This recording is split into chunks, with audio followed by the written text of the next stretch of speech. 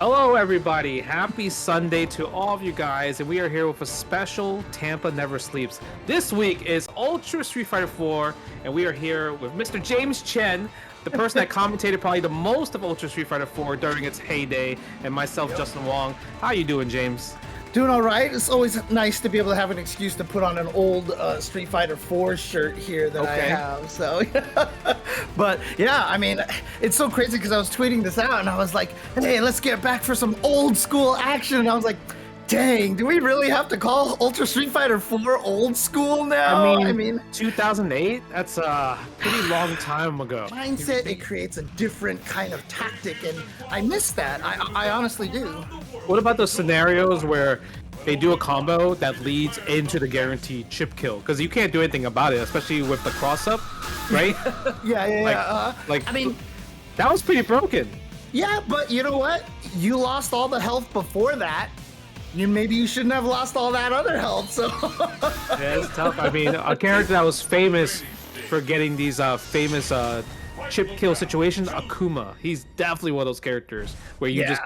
Like, once he knocks you down, especially sweep, hard knockdown, goes into vortex. What does Nuckledu? Nuckledu versus MeyerPark. MeyerPark's also a person that I play a bit when I was playing Street Fighter 4 online a lot.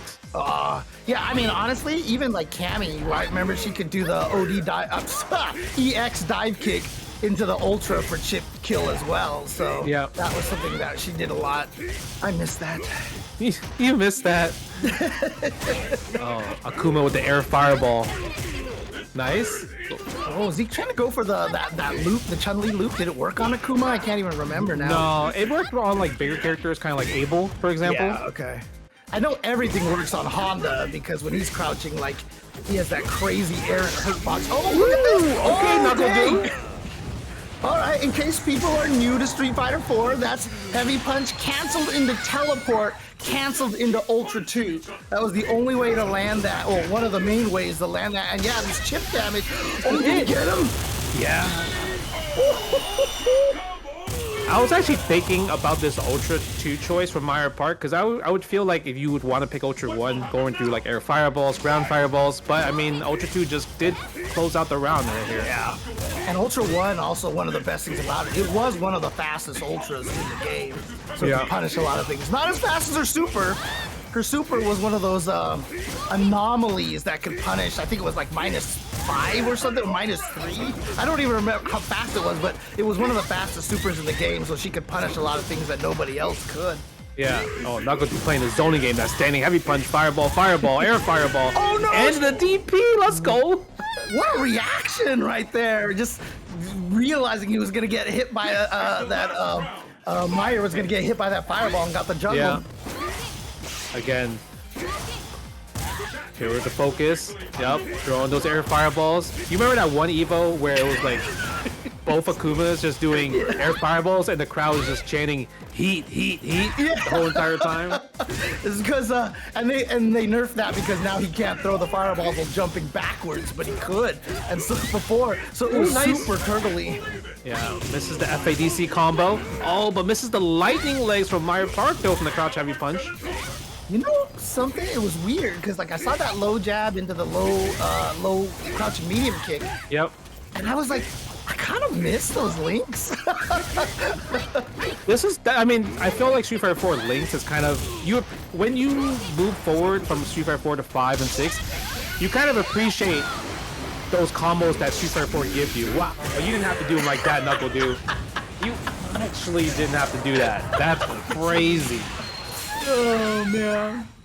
Yeah, I mean, because the thing about it is, again, as I've described to lots of people, Street Fighter 5 was a direct reaction to Street Fighter 4. Like, literally, they found everything that people hated in Street Fighter 4, and they tried to do something different in 5. And one of the things people complained about a lot in 4 was the confirms off of the lights, you know, into linking and to be able to do a bunch of stuff off of that. So, you know, crouching light kicks couldn't really link into anything anymore in 5. And you could remember in 5, you could only get 2 lights with most characters in a combo. Like in 6, they allow you to do like jab, jab, jab again. But in 5, you only got like 2 lights with every character. Like they really didn't want you to use the lights for long confirmations. Well, it's also that, and they took away the one-frame links. Yeah. Like for example, I think they showed like a showcase of like when you do Street Fighter 4 Ryu, Solar Plexus and the Crouch Every Punch Shoryuken, all like it's a one-frame link. Right. But when you do in Street Fighter 5, you could just mash it and it comes out. And I'm like, oh my god, I hated that personally.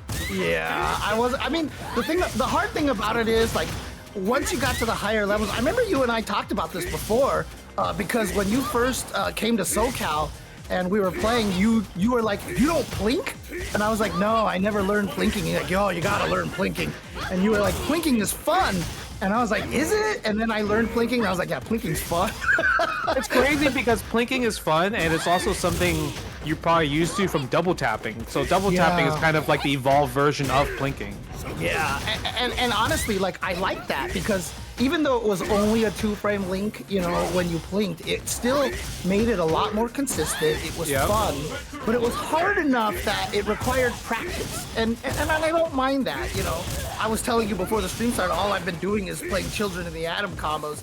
And my god, that game is janky as hell. Like, it still does stuff. Wow, Nuckledu, you haven't stopped playing this game, huh? What the heck? Yo, anti-air Ultra 2. Because I feel like I never seen, like, even during when Street Fighter 4 was at its prime, I never seen Ultra 2 utilized like that. Yeah. Like, usually it's from combos or you kind of like bait out people when you just do wake up teleport. But using it as an anti-air, that was so clutch. Oh, and then actually caught MeyerPark before he landed. I think he thought he was going to be able to land and block that in time. I mean, when you talk about floaty jumps, Chun-Li is the queen of floaty jumps in Street Fighter 4. Yeah. Nice sweep though. Yeah, that was good. No, I mean, like you said though, I mean, some people are saying like, oh my gosh, like Nuckledu, look at him go. But as you mentioned, he still plays this on his stream every once in a while, right? Yeah, he has lobbies up and everything, plays different characters. I think him and Smug had a few like recent like YouTube videos of them playing. So, but it's just, even though this match in general is kind of like, I feel like it's so tough for Chun-Li because she has to be the one to kind of like get in and force the offense, and it's kind of, ooh, we tried. Okay, I get it. Alright, Nuckledu's just trying to put on a show, and I appreciate that. He wanted to win the windscreen. Yeah. He wanted to pull a Tokido, you know. Yeah. Now Nuckledu's like, how am I supposed to land this level 2 now? Can I land another? Yep. Oh no, he didn't get it. Now he has to win boring style, right? Yeah, I already knew. When he went for that YOLO Raging Demon, I'm like, yeah, he wants to just kill you off the flash. ASAP. Oh man. He's like, I'm not a Guile and Decapre player anymore. I can play Akuma as well. Yeah, I mean, I even just saw like Akuma doing a sweep, and like my brain, you see, you're scared of chip damage, right? So he tried to do something and got hit there, but you know, I saw, you know, Nuckledu did a sweep, and I was like, oh, that's punishable again. So I'm actually surprised we never had a tournament where like you could pick any version of the characters. Yeah, I know, right? Oh, I'd be so happy to get my Tiger Knee Cannon Strike back. Ever since they took that away, I was so sad, man. One of the characters that a lot of people want in Street Fighter 6, Crimson Viper. I mean, she's really cool. She's super fun in this game. Why is she not come back? Like, she's like one of the characters that I thought would, like, for sure have come back in 5, you know, because she was really popular. I mean, she was in the story mode in 5, actually. Yeah, that's right. That's right. Yeah, she was. Oh, look at the. Oh, remember the PP, the battle points, and oh, okay. Yeah, and honestly, one of the things that I will always say about Street Fighter 4, the best thing, my favorite thing about Street Fighter 4 is that the character variety in this game was really high, right? Yeah. So if you were an execution fiend, Viper is one of the characters you would play because all of the feint cancels and all that, and the super jump cancels and stuff. She had a lot of really fun execution stuff. So, and she also wasn't playing Street Fighter as well too. Oh, is she dead?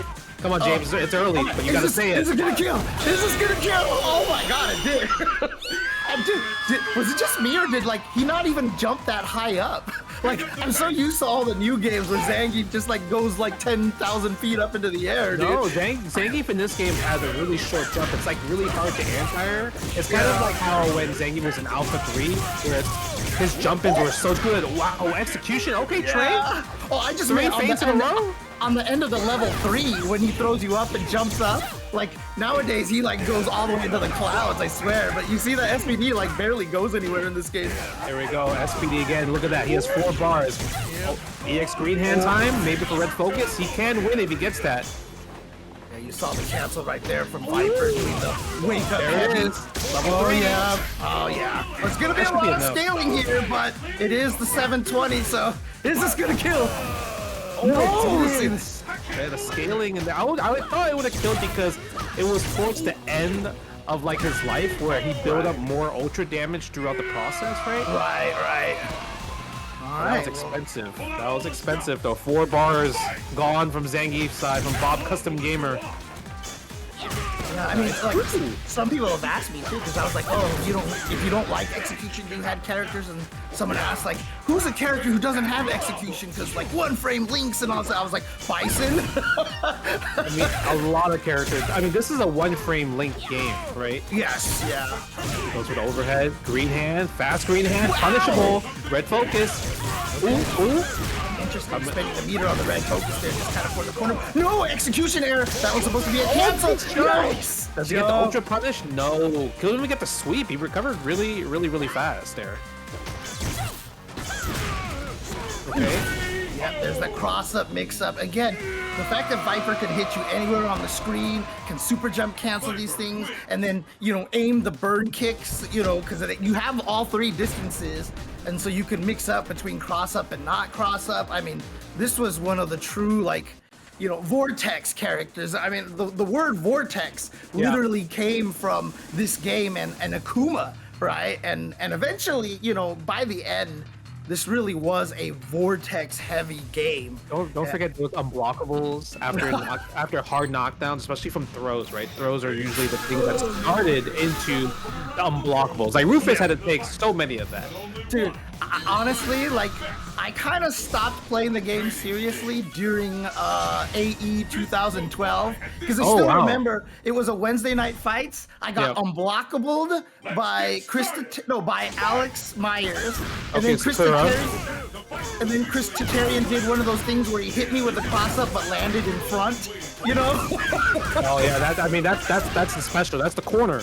Right? Usually at the corner you get that happen. You get that to stay in front a lot most of the time, and that's kind of where all like the stun damage goes afterwards, right? And I was a Cammy player, and remember, as I've always said, Cammy was really bad in this game. So no, I'm just kidding. Well, I was about to say, I was like, which version are you talking about? That's what I'm known for Street Fighter 4 was downplaying Cammy all day, dude. But I want to give a big shout out to the community, especially Convicted of Fun with $300 donation to the match arena, 342.69. Dangster also just threw $5 in there with his comment, because I still really like Ultra Street Fighter 4. I'm telling you, man. I'm telling you, Capcom. Come on. Let's get this rollback edition here, please. Ooh. Bro, he just landed these Ultra ones. It's insane. Dude, he just dashed up and did it. Yeah. And it was fast back in the day here. This is the 1-frame link. Yeah, he missed it. Mm-hmm. That was the punish. I think that one, Zangief's, was like a 2-frame link, if I'm not mistaken. Oh, no, wait. Didn't they nerf it to a 1-frame link at one point? I think it was 1-frame. Yeah. I think it's similar to Bison's linking crouching light kick over and over again. Yeah. All right, well. Right now, Bob is trying to stay in this. If he can take this, obviously, he's going to tie this up 1-1. Oh, okay. Yeah. He's going to get a mix-up right here. Maybe go for a cross-up. Oh, but the delay get-up. That's right.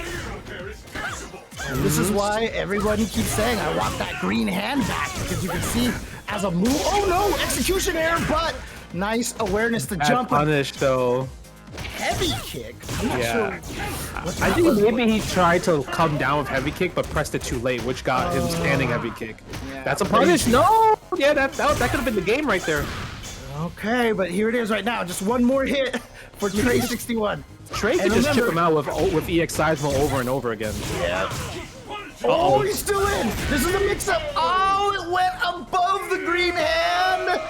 Wake up, burn kick. Wake up, burn kick. Absolute love for this game, and you can see it because these guys are coming back in, and it's like they haven't ever left, man. It must be how Third Strike players feel about Third Strike. Yes. Yeah. You know, super passionate. My game's the best. You know, other Street Fighter games are not Street Fighter. And you know, this character right here, Sagat. I love Sagat in this game. Sagat is so fun with how you have to throw the tiger shots and everything like that. Oh, we got DJ Vesto. Oh yeah, DJ Vest with the Blanka. Like I said, I've had epic fights with him at so many tournaments. In fact, one of the first times that we hung out was at the Active Gamers tournament, and you know, I remember fighting DJ Vest in that tournament, and I ended up beating him. So back when I was actually good at fighting games. So.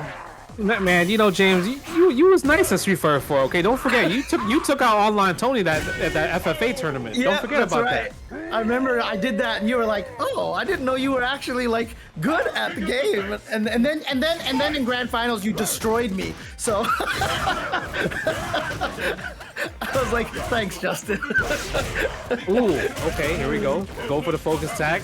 Standard combo with the Tiger Knee. EX Tiger Knee. I miss that Tiger Knee too, because you know how the Tiger Knee, if you're crouching, it's going to hit them on the way down, and it's plus frames afterwards. That was super cool. And you know, it's interesting too, because like, you know, I really feel like since Street Fighter 4, we have not had a projectile character since then. 5, everybody just had ways to get around them, and then obviously in 6, it's better than it was in 5, but it's still not the degree that someone like Sagat is in this game. Like, I picked Sagat in Street Fighter 5, and I was like, you know, I like him. He's fun because I can play the old school Fireball game. Then I fought a G, and he just sat there and absorbed all my projectiles and got stronger, and I was like, huh. No, I mean, it was tough. Street Fighter 5 Sagat was like not the greatest compared to Street Fighter 4 Sagat. And then, I mean, the only Fireball character you would want to play if you wanted to play Projectile would be Guile, right? He's always been that type of character. But look at this Sagat, though. Tries to use Semi Punch, but gets the back throw. Anyway, Lionheart's a really good Sagat player. Him and Sanford Kelly used to have epic Sagat versus Sagat wars. Well, I mean, let's also talk about L.I. Joe, right? I mean, this is like his favorite. This is his favorite character in Street Fighter, if I'm not mistaken. So, you know, it's also a Sagat thing. Sagat players are so prideful. I don't know if you remember, but every Sagat player felt like they were the best Sagat. Yeah, it's I don't know why, but they're just OD prideful the whole entire time. Oh yeah, someone in the chat just said, I miss Bonchan Sagat. Oh yeah. Yeah, Reinhardt Sagat was OD too. And you know, it's kind of one of the things that I'm hoping turns out true, because the trailer for Mai made her look like a projectile monster. And so I'm actually kind of hoping she is very projectile focused, because I think that would be cool to actually find a way to make a character like that work in Street Fighter 6. I think would be really cool. Yeah, I'm kind of curious on how those fans work, because that fan is from CVS2, like her super. Oh yeah. Yeah, but it wasn't a super though. It was kind of, I think it's kind of like her. Maybe it's kind of like similar to Luke's OD Sandblast, where there's a follow up afterwards. It's something like that, but I don't remember if it required Fire State, and because remember she's got the Fire Stocks and the Charge, so there's like 2 ways to modify it now, and EX. So there's 3 ways to modify it. So I don't know which version it is. Yeah, that should be pretty fun. Okay, let's go for the tiger shots right there. And this is another matchup that's like super annoying for like both parties. Like I felt like Blanka players like fighting Sagat, and then Sagat players like, man, I think this match is like hard, but I think Sagat naturally would win in the long run overall. Yeah, I mean, the crazy thing is, so in season 1, Sagat was clearly the best character. Although weirdly, he still never won that many tournaments. He was the best character, and like, dude, like, it didn't even come close. So, you know, Sagat saying, man, this matchup is actually, quote, hard. It's like, come on. Do you think Sagat was the best character when the console version came out?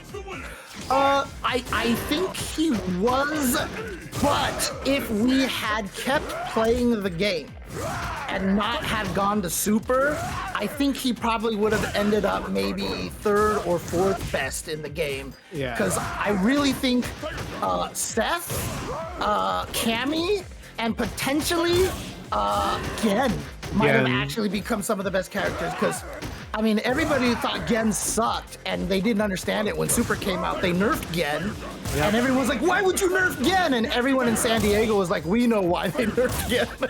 Yeah, the hands build so much meter. Yeah. Yeah, and Akuma too. Akuma was like kind of the character that really smoked Sagat. It's because of the loop, the standing heavy kick and the jab. That loop was amazing against Sagat. Standing heavy kick was ridiculous in season 1 because you couldn't crouch. Half the cast couldn't crouch it. Yeah, I mean Sagat couldn't crouch it. That's why it was so good. Yeah, he tried to bait him into a fireball. Yeah, he tried to bait him into a fireball. Didn't work. Ooh. And there we go. TrueLionHeart. Makoto the grappler?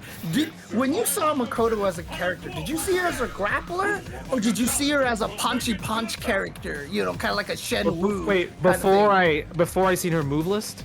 Like in Third Strike, just knowing her move list and seeing all of her moves and stuff like that. Oh no, she was a grappler. So you put her in grappler before, you know. Like she's like the original hybrid grappler. Like how Street Fighter 4 has all these hybrid grapplers of like Abel, Fuerte. I feel like that's kind of like Third Strike started the hybrid grappler archetype. Yeah, no, I'm asking because I've had a debate with a friend who classified her as a punchy punch character, and I was like, no, that yoke is crazy. You everything revolves around the yoke first. Right. You remember Zien versus Heitani? Do you remember that? Oh my God, you need to watch that clip because Heitani had the hardest grappler read, caused Zien to jump back because he thought the yoke was coming, and he did dash ultra, and it took out 70% of his health. Yeah, I remember that now. I do remember that now. Oh man, but yeah, like I said, Capcom, please give us the rollback netcode because I mean you're watching it. I mean we saw a little hiccup at the start of this, but it looks pretty decent right now. Yeah. Oh, okay. Again, yep, that's sweep. You know what's great? That sweep is safe. Ultra 2. And man, I see. Like, if I was gonna like wish some new things came back in the some new stuff came back in the old games, obviously stopping the timer during ultras would have been really nice. Yeah. Also, the hard part is like Chaos Nightwolf. He's using Ultra 2, so like that round 1 situation, he couldn't even wake up Ultra 1 to stop that quesadilla bomb, right? But the lariats are cooking though. Yeah, I mean, one of the things too, I mean, yeah, again, Fuerte was designed to be just an irritant and little damage, 5%, like you said, 5%, 5%, 5%. See, everything that he's doing is this great mix-up. Ooh, debated. And then he was supposed to, you know, like you said, die off defense and stuff. But this version, he got the damage, which is what made him so scary.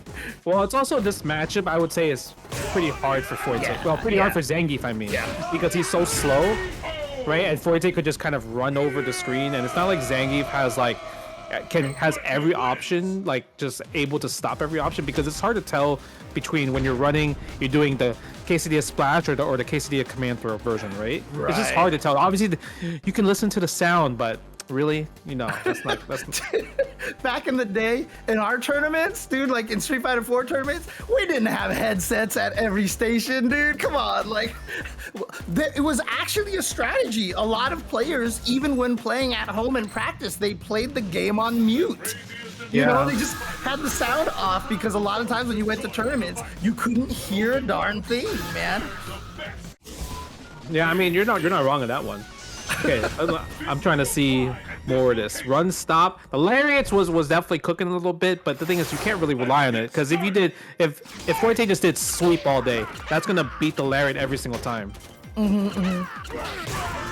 Splash. Here we go. Yep, sweep and not punishable. Yeah, unfortunately, the focus attack, Zangief's focus attack was really here we go. slow. 1, 2, 3.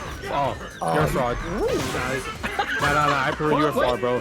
That's trial mode. That's trial mode. Trial mode is only 3. And the best thing about that trial mode is they didn't even list run stop. It was just fierce slide. And I'm like, how am I supposed to come with 3 fierce in a row, guys? They didn't even tell you it's run stop. Oh man. Okay, yep, do a slide again. I'm telling you, that's safe on block. You keep doing it. Zangief can't stop that. Ooh, he can stop that though. The EX command throw, invincibilities. Do you miss that as a grappler where you can wake up command throw as a DP? Like, I know Zangief is strong in 6, but man, like, I hate the fact that that is the weakest defensively that Zangief has ever been in his life. Listen, you understand that Capcom corrected the mistake because grapplers don't deserve to wake up command throw to be strike invincible like frame 1. Like, right. That should never be a thing. I forgot who I was talking to here, man. No, it's true though. It should never be a thing. If I have to take an offensive mix-up from a character, a grappler should too. But you just go into the air and then he can't SPD you, right? That's What? a backdash. You can get away from that. Why do I gotta guess?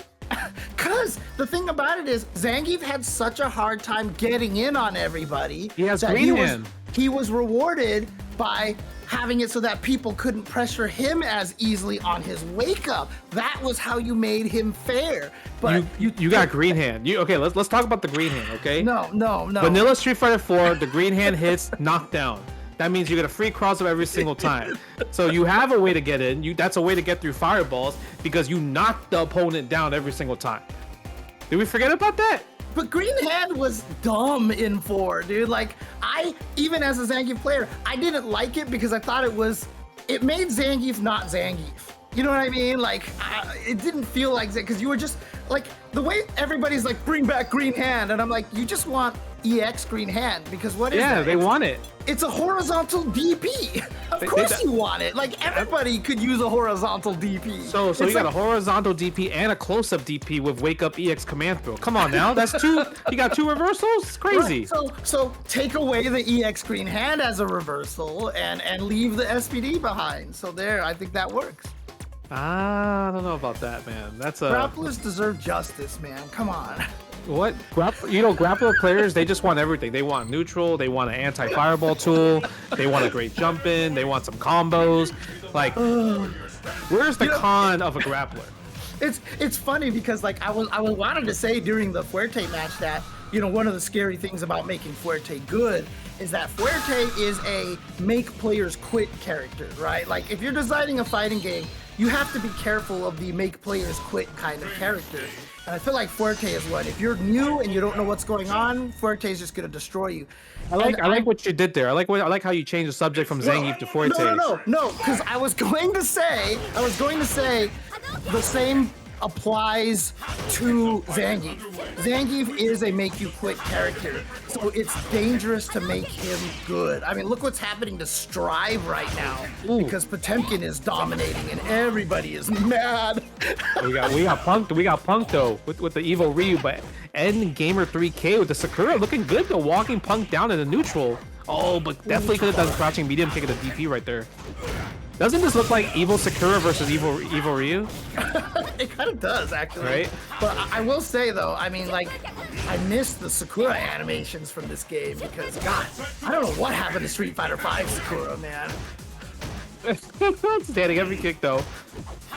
Standing heavy kick was so good. Oh. Yeah. Oh, nice combo. Oh, Punk doesn't remember. If he did not boot the system before this tournament, he definitely don't got the Evil Ryu combos. I definitely don't believe in him if he didn't practice a little bit. Yeah, lots of one-frame links for him in this game, and yeah, he's one of those characters that you have to practice the combos because the link timings are really weird, and if he doesn't have a joystick where he's modded the back or select button somewhere, it's going to be harder for him to link those jabs. Yeah. Shout outs to that FGC Nerd for the $5 direct contribution, and Haru Nenji with the $20 direct contribution. So we're at $367.69. So if you guys want to donate, hit the exclamation mark Maturino. Yep, I mean, that's why one of the hypest moments in Street Fighter 4 was still that crazy Daigo Evil Ryu combo versus Momochi, right? I mean, yep. That is probably like top 3 most hyped Street Fighter 4 moments. If, you know, like, if voted by the fans, you know, kind of thing like that, that would definitely be in there. And again, it's because it's hard to do, right? Okay. Drop the combo. So was the combo? It was against Rufus, right? That Sakura had that extra long loop, right? Let me correct you. It's against every character had a specific Rufus combo. Even Ryu, you remember the crouching jab and the crouching heavy punch link? Yeah. Come on now, it just worked that's against everything. Just worked against Rufus. That's why Evil Ryu has the extended combo against him too, with the low jab crouch fierce into the stomps. But I mean, because when was that? Was it like during Street Fighter V or something that everybody, including yourself, was trying to land that one Sakura combo? Oh no, you're talking about Street Fighter 4. Yeah, Street Fighter 4. That was on stream. Yeah, I remember that. That because that combo lasts forever, and it's not great combo. Shout outs to Lurker Spine for the $5 direct contribution. Appreciate that. Because the only person I remember can do those combos consistently were like Alex Myers, Chris G, right? Yeah. Obviously, Urio from Japan as well too. Dude, and the craziest thing is, like, Chris G was really good at the execution in this game, and he didn't plink. He never learned how to plink. It's crazy. Yeah, he didn't plink. Oh man, Rose. Rose is so cool in this game. I miss playing Rose in this game. I know Filipino man misses this character too, so. You see how good that standing heavy kick is? Look at that button. That's a god button right there. And a fly I miss god buttons like that, you know? They were fun. They were fun buttons. Yeah, I'm surprised Endgamer didn't activate Ultra 2 after the first Soul Spiral knockdown, but still gets the round anyway.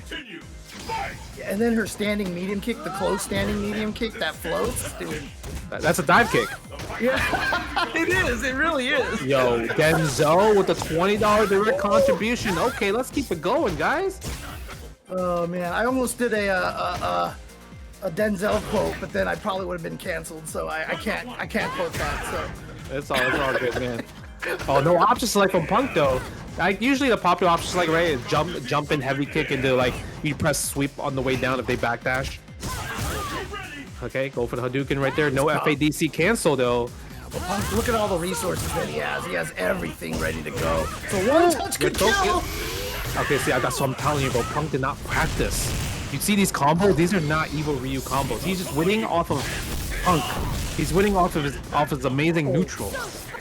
Oh yeah, see, that's the thing, right? Like there was also a little mini game, you know, in a lot of those chip situations too, which were, you know, like I said, it brought a different flair. Like it changed the win condition and it changed the goals, and so it actually, to me, it's a part of the variety of fighting games that I think is gone when you've taken away chip kill. And the only reason why it gets taken away is because people, when they die by it, they hate it because it like feels so unfair. And even Capcom acknowledged that by turning it into the little cheese icon in the alpha games, right? No, for sure. You know, oh, there it is. There's the Ultra 2. I was waiting for the Ultra 2 activation. Oh, it doesn't go. He didn't want to risk for the, you know, you whip the soul throw to go for the cross up. Right, yeah. He didn't even go for that. Maybe he was too scared of just wake up DP or maybe mistiming it. Red focus, level 2 again. Huh, don't tell me these are your Evil Ryu combos, man. Like, come on. You did it 3 times in a row, this combo. Chip damage?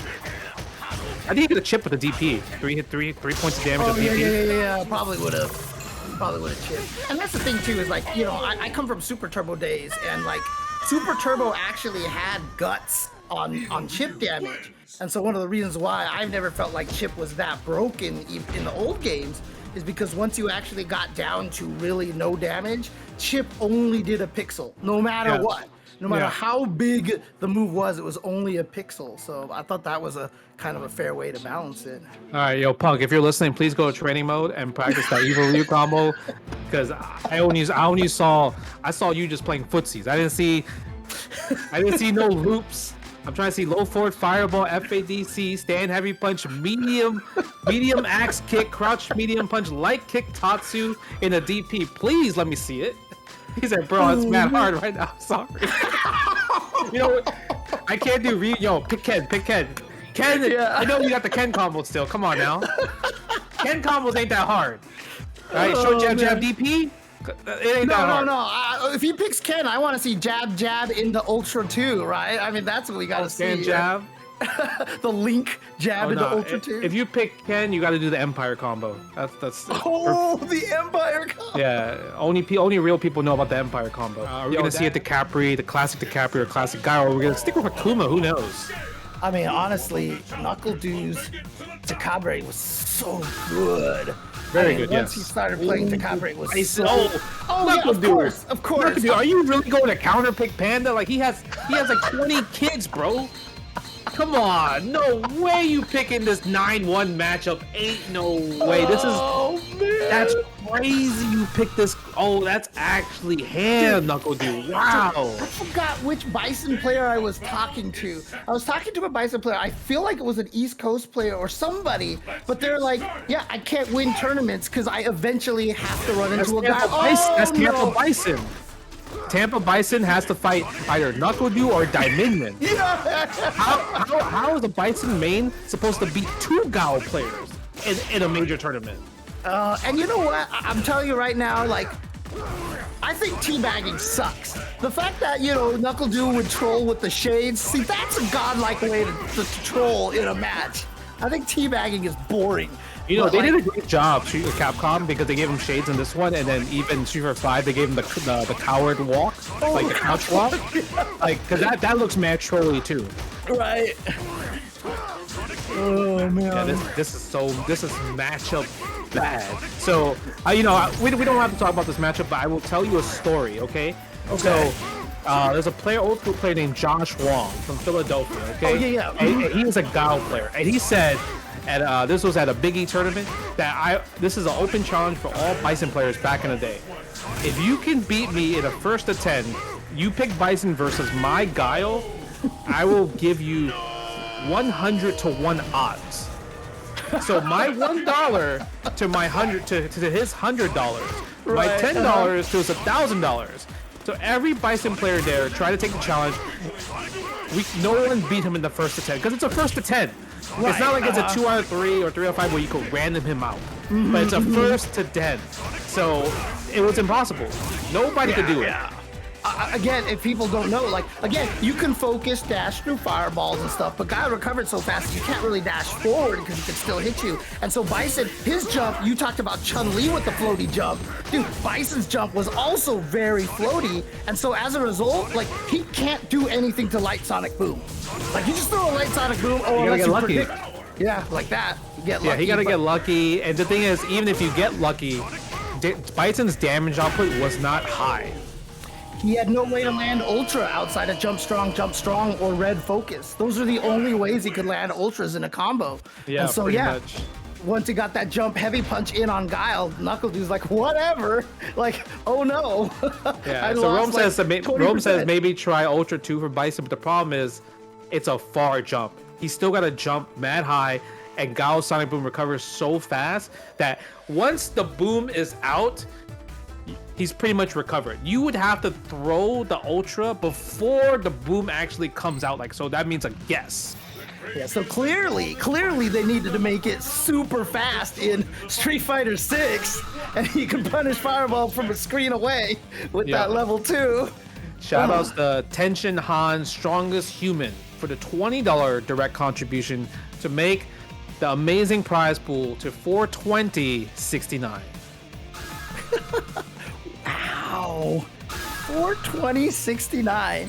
And look, I know that's going to tempt people to donate more, but I just need someone to donate $1.02 to screw up those numbers so more people will actually still donate. Because we don't want to, tempt people to be like, that's a funny number and leave it there. Are you ready? No, this is another classic matchup. Sagat versus Bison. Yeah. Sagat versus Guile. This is Fireball War City. This could be a time over match. Yep. And again, Sonic Boom. I know this is not the most compelling thing to watch, so I know they don't do this as much anymore, but I miss good projectile battles, honestly. I love this. This is my jam right here. I'm down to watch this type of matches every single time because I'm trying to see who cracks. Yes. Ooh, Nuckledu crack first. Yeah. I have always said that you had this amazing power to turtle against people when you had a life deficit. Like, you were so good at turtling even when you were losing, and somehow your opponent would always crack first. I mean, it wasn't turtling. It was just like, you know, like slowly walking them down. Right, yeah. Ooh, I miss those combos. Those jabs and the heavies. Those are sick combos. Ooh, nice link right there. The Sonic Boom. Yeah, you can't stop that. Sonic Boom, Hail Mary, Ultra 2. Yeah, he tried. Oh, he did. He actually threw the Sonic Boom. I thought he didn't. Oh, yeah. I mean, you're not gonna be able to stop Flash Kick FADC back anyway. That's what Nuckledu was gonna do regardless. Right. At that point in time, the only thing SolidXPanda could have done was just dash up and ODDP. I'm sorry, EXDP. Jesus. It took me so long to change it from EX to OD, and now it's gonna take me forever to change it back. I get it. Shout out to Mr. SNK with the 499, changing to 425, 68. Where the Honda at? Mr. SNK, what's up, man? Again, another one of those classic 09 players that I used to play all the time from Arizona. You know what's crazy about Mr. SNK? I played him so much on like Street Fighter 4 like ranked match, like or like playing in lobbies that I actually never played him in the SNK game. I don't even know if he plays SNK games. Like straight up. Oh man. Oh, he was going for it. He almost had it. Oh, I forgot that kick went over Low Tigers. Yeah. They had to forward the soul ball kick. Yeah. Oh, he's just waiting. He's like, okay, EX Flash Kick is gonna come out. Anything you do, there it is. Nuckledu takes it, moving on to the bracket. Yeah, so MTL Reggie, the hardest thing about Flash Kick EX Flash Kick FADC into Ultra 1 was that if you dashed too soon, you would fall under them. You had to delay your dash, like even just like a little bit, so that when you dash forward, I think it's like they would fall far enough that you wouldn't go under them. You would stay in front of them, and that's how that connected. And so I think Nuckledu just dashed like maybe 1 or 2 frames too early, and that's why it missed. Because when Street Fighter 6 started having all the good netcode and stuff, I literally was like, we're gonna have to be careful because this could potentially hurt locals. And everybody's like, shut up, James, like there's nothing bad about good netcode. No, and I was like, all right, but if we don't think about it, we don't prepare for it, and nobody thought about it, and nobody prepared for it, and now what are we all talking about? So listen to Uncle James, okay? I've been here for a while. I know what's gonna happen. Well, this is a classic matchup. Ooh, this Zangief Undertaker outfit is crazy. I forgot about this costume. Wait, holy crap. Wait, what outfit is this? Is this the Halloween one? I think it's the Halloween one. Yeah, I think it's the Halloween one. Oh my god, I kind of want to play Zangief now because of just the outfit alone. Yeah, but this used to be just like one of the most awful matches in the game. Like this is historically in Street Fighter 4 one of the worst matches. I can't remember now by the end in Ultra if it was not as bad, but I don't think it was as bad because it was not vanilla.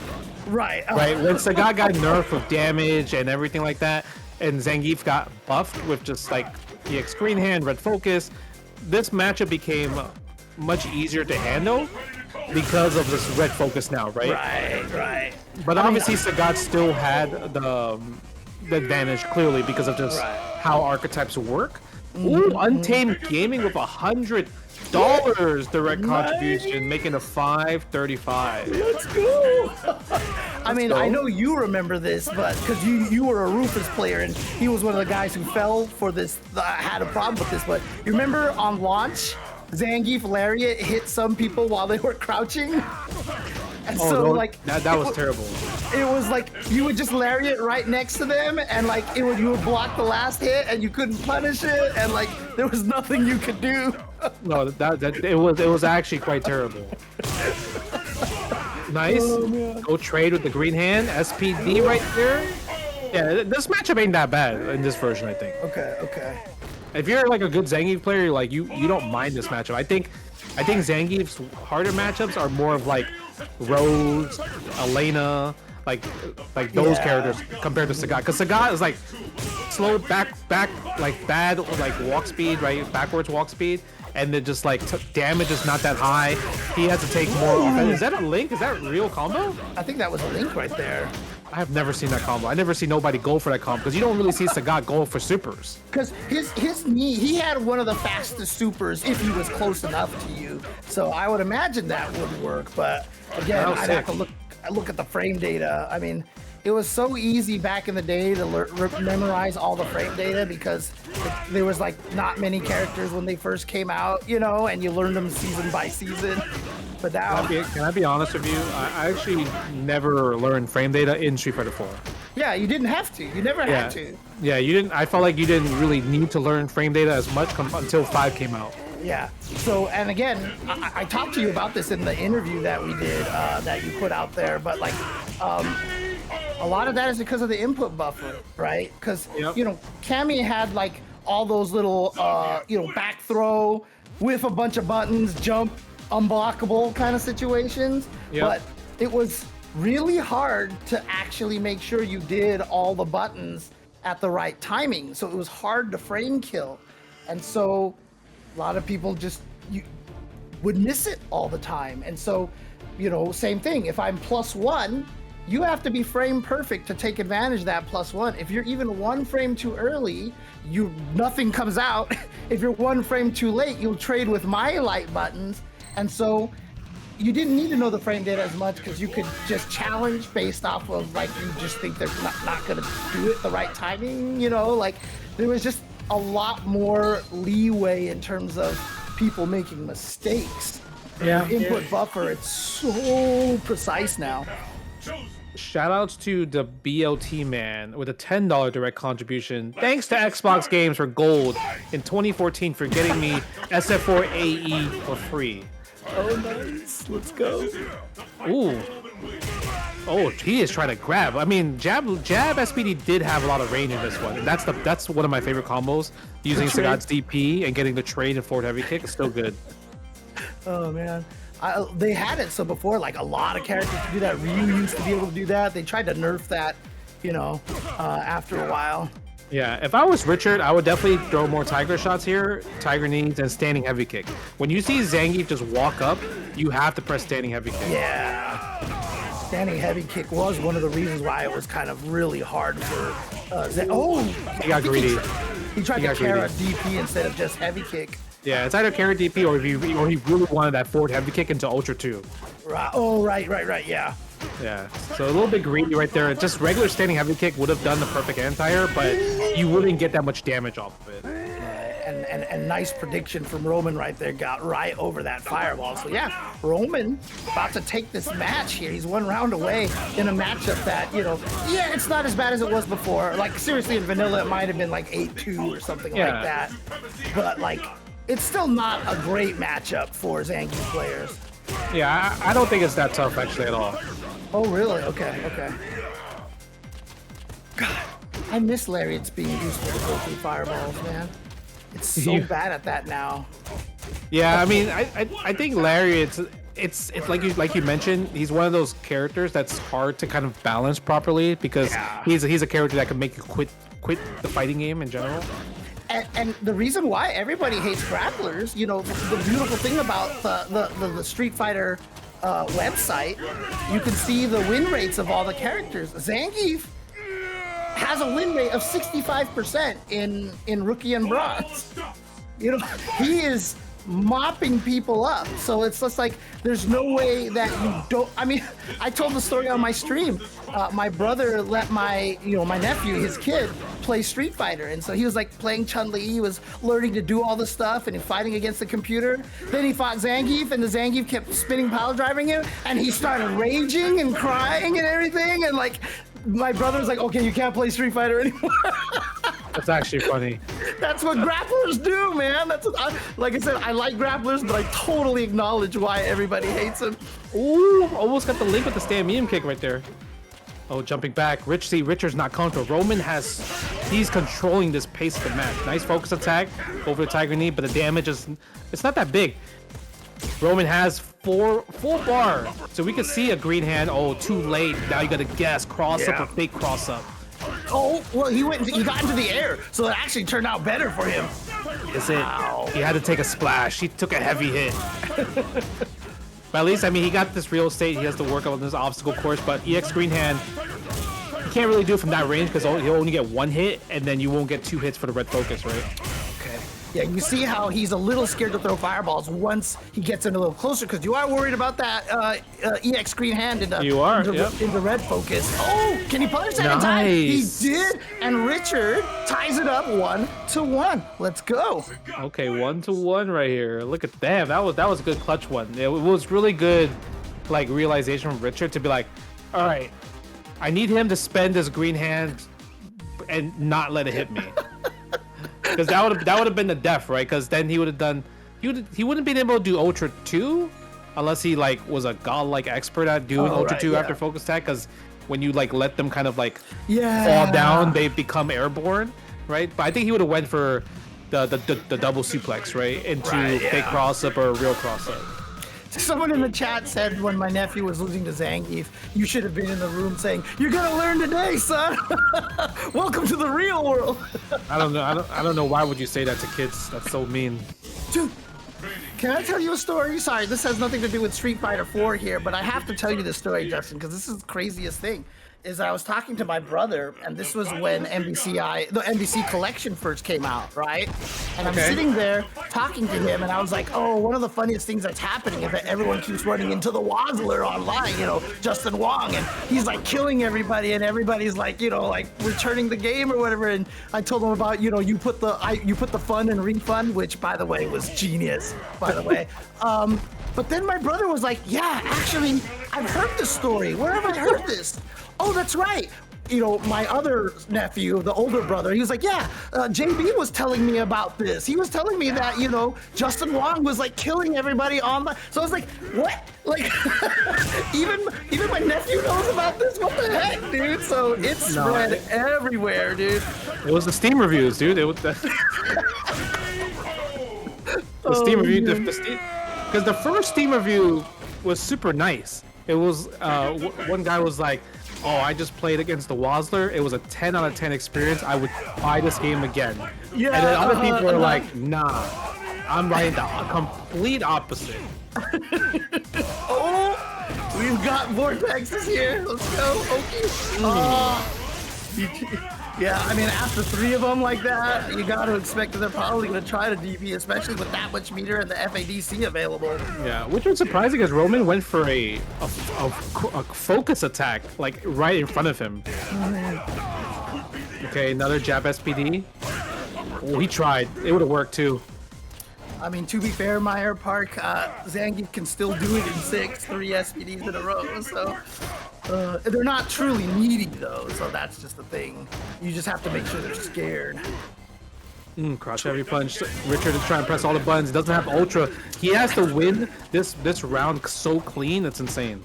That's right, because crouch heavy punch is really strong against Zangief as well, right? Or was it that way in this game, or am I just still thinking of CBS2 yeah, right you think it's CBS2. His crouch heavy punch is not that great, but stand light kick, stand heavy kick, stand medium kick are like the buttons that you normally press as the poke button.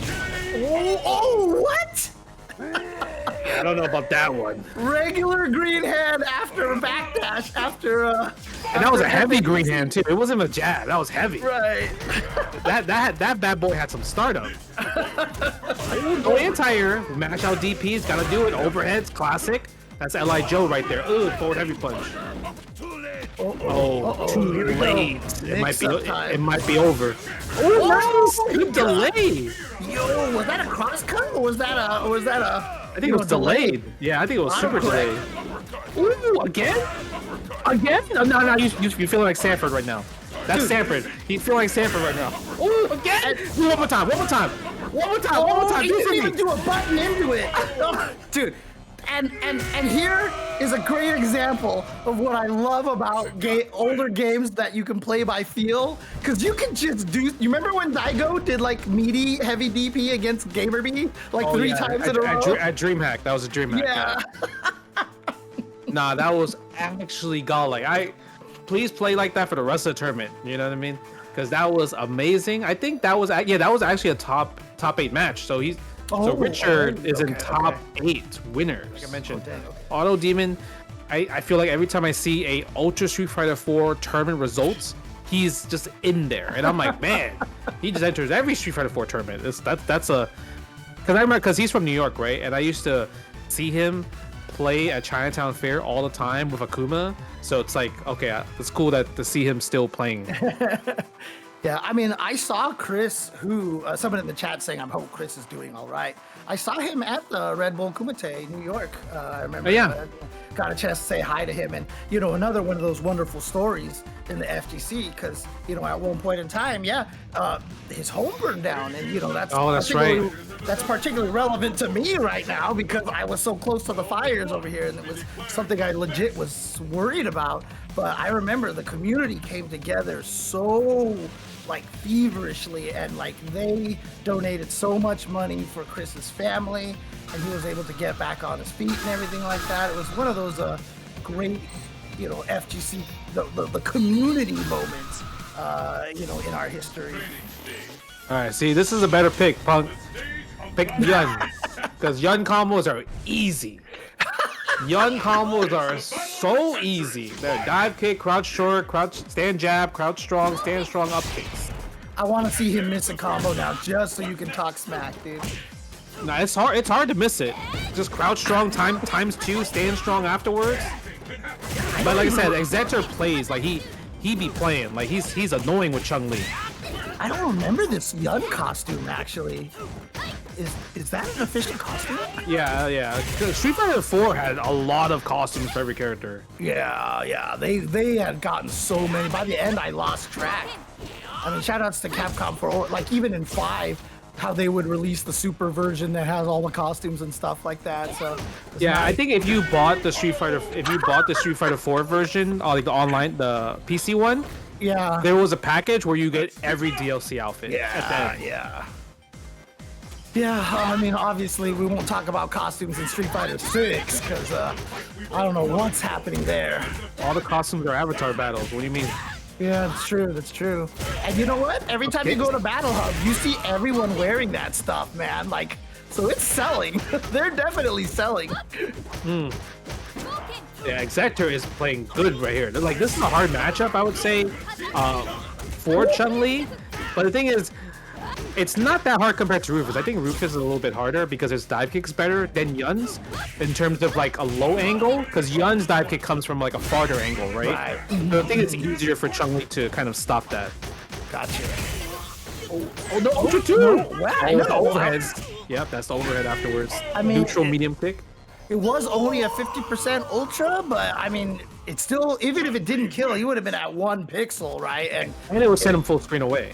Right, and again, draining someone to 1 pixel meant something in the games where you could die by chips. So even if the combo didn't kill, you were still in a very advantageous position. Yeah, that's tough. Because Ultra 2, Chun-Li, she's known not to do lots of damage in this game, but she does pretty good damage for characters that doesn't have normal health.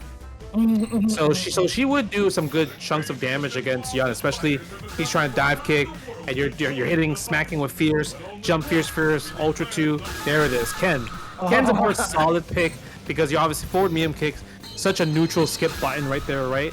So good. Carrot throws amazing. Crouch medium kicks are really good as well too. I remember at a tournament, I think it was a tournament in Canada, I believe it was. And Punk was talking smack to Yipes, and he was like, my Ken in Street Fighter 4 is godlike. And so, I think, you know how Yipes is. He wants to definitely show the kids, make sure to pay their respects and stuff. So no, Punk is really good at Street Fighter 4. When Red Bull was doing those old school Capcom tournaments, Punk got 3rd that tournament, I believe. Oh, yeah. No, for sure. I mean, Punk is overall, just how good he's gotten in 5, would have made him a much better player in 4 as well. So, again, people don't realize how when you get good at fighting games, like it's actually easier to take the strategy that you've learned from one fighting game and apply it to other fighting games. Yep. You know, it's why you, for example, can go to a tournament and then play King of Fighters 2002, which you've never played before, and still win the tournament because you're just using them like Street Fighter, like KOF 98. It's if you were watching the match chat, I just have to talk about it. So Punk put xZetor in this like mix-up position with a jump in, and then he just tried to shimmy. But the thing is, you can't shimmy in this game. Yeah. There was like a brief moment where he tried to shimmy, and xZetor just crouch check, press the button. Right. So it's like it's all pressure at that point. It's either you frame trap or you block. There's no shimmy option involved here. I mean, it's weird because I mean the shimmy name even came from Street Fighter 4. Because, you know, that's what, it was originally the Gutex shimmy, right? Like, yeah. he would do that with Blanka. And he did get people to whip throws a lot in this one, but I don't know why it worked so well with his Balrog, but yeah. It's because Balrog's backwalk speed's pretty decent. So when you walk back, you're charging already with her special move, right? Right. And then you hit your crouching medium punch hits the crouch tech button. Right, that's right. You're right. That's what it was. Okay. xZetor takes it over Punk 2-0, moving on to top 8 winners. Yeah, it's like Punk is obviously like he's such a great player where he can use his like fundamental skills of like experience of fighting games, right?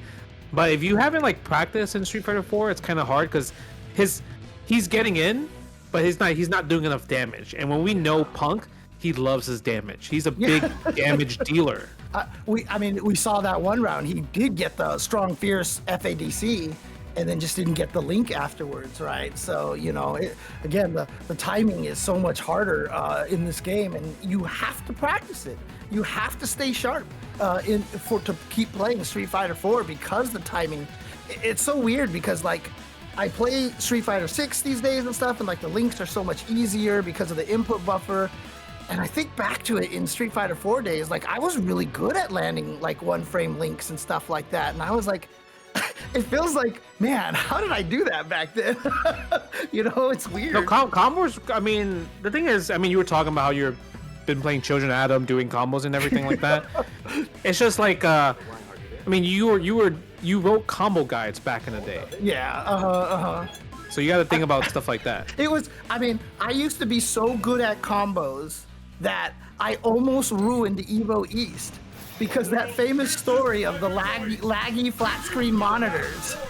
I went there and they were like, James, test some combos. And so I tested the combos, but like my brain would adjust for the lag, and so like I would actually land the combos. I'm like, I think the monitors are fine, and that's why when everybody showed up, they're like, these monitors are awful. And I was like, did you watch that Cannon's documentary that came out recently? That was a great story. Not the recent one. I know they told that story many times. Like there was another documentary. I think the Score Esports did one for them as well. Okay. We got Nuckledu, Decapre, let's go. I told you, Nuckledu, he's not trying to play the slow game. He wants to rush this down. Yeah, I mean, again, for those people who haven't seen Decapre before, like, this character is crazy. Look at this. What's she doing? What is happening? I mean, mobility, Ultra 1 too. Oh no. And it had infinite, like, hits. Like, it never went away. It was crazy. Yeah, her DP is so good as well too. Tiger shot. It's kind of crazy, like the way Capcom designed this character. I was like, man, like when she does the daggers are safe as well too. Good chip damage, good push out. Because people have to remember too is that Nuckledu was not like, you know, clearly one of the strongest players in Street Fighter 4, right? Like he was good. Obviously, people view him as being strong, but he kind of came up during that time. And I remember, like, when he made a top 8 at EVO one time, like, I literally looked at him, I was like, you could be one of the best, like, you might be one of the best in America right now, and you could become one of the best players in the world. And sure enough, here he is at this point. And I always said, too, in Street Fighter 4 era, he was, like, Infiltration's demon. Like, yo, look at the time, though. He's flaming him out. Oh, he got the life lead. Ultra? Right, did that do enough? No, it didn't do enough. I'm surprised Lionheart didn't do the ultra to kill the timer scam. Oh, right, that's right. Yeah. Man, yeah, Nuckledu is really good. I mean, he again, towards the end, you know, he started cementing himself as one of the best, and then that's why, you know, he was at prime to be the first Street Fighter V Capcom Cup winner. Yeah. He's a drop it. I missed that Decapre combo where you just like you do the target combo and you wait till you air throw it at the end so you go whiff a special to build meter in this game. Yeah, that's right. Like you just do the flash kick basically with one of those, right? Yep. Yeah, that's plus. That's the I remember air how one. That's the air one, right? Yeah. Yeah, she doesn't have it on the ground. She has to slide. Yep, build the bar, playing the lane. Yo, Nuckledu is trying to win this tournament though. It's like a Chun-Li in Alpha 3 had the air drill, and it's a sonic boom motion too. It's not even a quarter circle forward, right? It's still sonic boom for both Chun-Li and Decapre. So they actually took some of that Chun-Li factor and put it in here. Nice. That's not gonna be enough though. One more guess, maybe overhead. No, he's gonna keep it lame. 20 seconds up on the clock. Shout out to Roku Twitch for gifting a tier 1 sub to Tampa Never Sleeps. You see what Nuckledu was doing, right? He's running away and he's also building meter right there. Now he's got an Ultra 1. So he's gonna throw it. You gotta fight this, because again, you cannot eat up the number of hits that Decapre's Ultra 1 did. Everybody else who had a Super Fireball, you could kind of eat away at it, but like hers had almost an infinite number of hits. It just kept going, and like you couldn't reduce it. It was like it's like a more annoying Isar, if you could imagine that. Ooh. Yeah, this didn't use the uppercut, but he does have the angry scar still active with Sagat. That's right. Yeah. Crouching jab. Oh, a little bit too far. Ultra trap. Teleport. Delay get up. Nice block. Good defense. Oh, too far away for that crouching light kick to hit. Yeah, I think he tried to plink. I think he tried to plink with crouch meme kick, but got stand light kick instead. Yeah. The DP again. Still had it. Yeah. Oh, that standing heavy punch was such a sick button, dude. It's a great button. Oh man. I remember when they announced her. They announced her at final round. Yes. And you know, I'll be honest, a lot of people were not happy about the character. Right. She's like, Cammy clone. And we all know Camera was the only one that was happy. He was on the front center. Yes, clapping. And I'm like, that's crazy, K-Brad. Yeah, give me more blondes. That's what I'm talking about. Yeah, because I remember Combo Fiend had to let me and David see what Decapre was like beforehand so we could commentate when he fought against Ryan Hart, because Ryan Hart won that tournament. And so he got to do the exhibition against Combo Fiend and to see what Decapre is like. And I mean, I saw somebody in the chat was like, oh, is she just like a set play Cammy? No, she's not like Cammy at all. Like, they're completely different characters. She's just all about like just subterfuge, you know, like what am I doing? Can you guess what I'm doing? You know, and it makes her really tricky. She's a character that it's kind of like Gato in King of Fighters, where they just give you like 7,000 options off of that little stomp leap, and you just have to keep all of them in mind and know which one she's gonna go for. You know what it is? She's just a runaway El Fuerte. That's what it comes down to. She really is just a runaway. If you look at it, look at this. This is all. She's the air version. Like all this mobility is just the air version of Fuerte. Runaway. You're really gonna make me hate Decapre like this, huh? Tell me I'm not on point with that though. Tell me it's not the most realist thing. That's punish. Good FABC, yeah. No, you're right. You're absolutely right. So that's why now I'm like, do I actually hate this guy? Oh, did he get it with the instant overhead? Oh, come on. Yeah, that's invincible. The EX fake. Yeah. Okay, look at this. Because this is annoying to fight. Look at this. Oh, yo, Nuckledu is playing like this. Like this is Capcom Cup, top 8, Evo. Because the way he is playing, he is like, I'm not throwing. I just want you to fireball me so I can keep getting this focus. Oh, that's going under. That's going under. He slid. Oh, he just recovered in time? Oh, he actually didn't slide. He did the cancel. That's what it was. Yeah. Look at this. Look at this. Run away, oh Fuerte. Chip damage. We're gonna throw the Ultra One, right? Yep. Now what you gonna do? You're not gonna jump.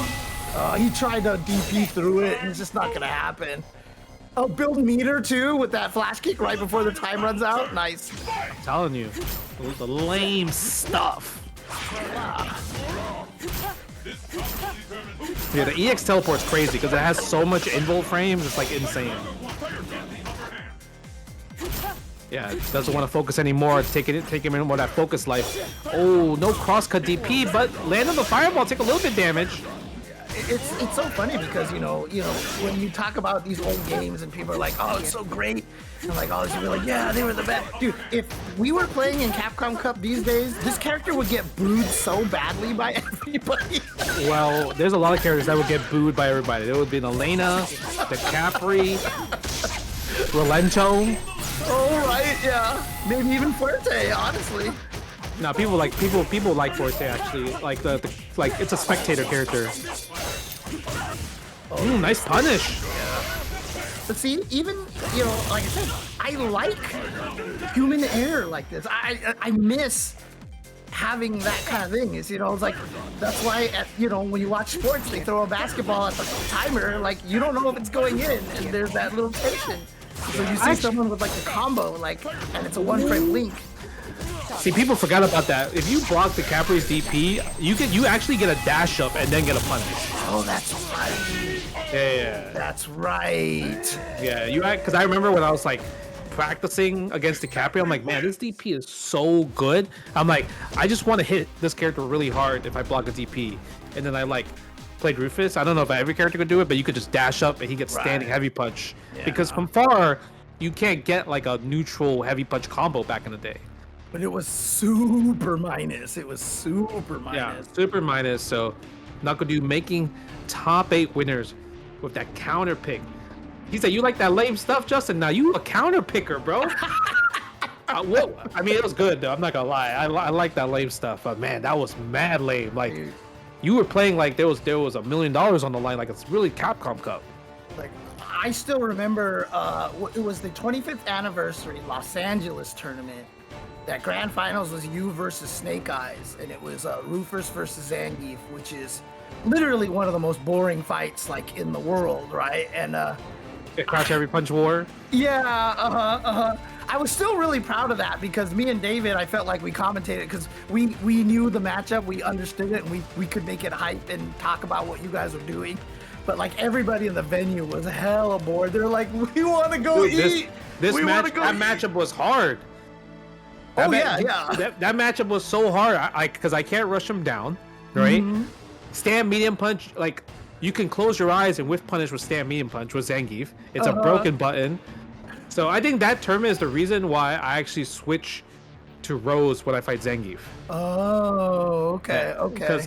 Because once I picked Rose, then I'm like, oh, I love fighting Zangief now because you can't. Because now I got the stupid button. Right? Yeah. Now I got the God button. Yep. Oh man, God. But yeah, I mean, obviously, Street Fighter 4 had a lot more, and it's funny too because I mean, there's chip damage in this game, and yet it was still able to be played so defensively.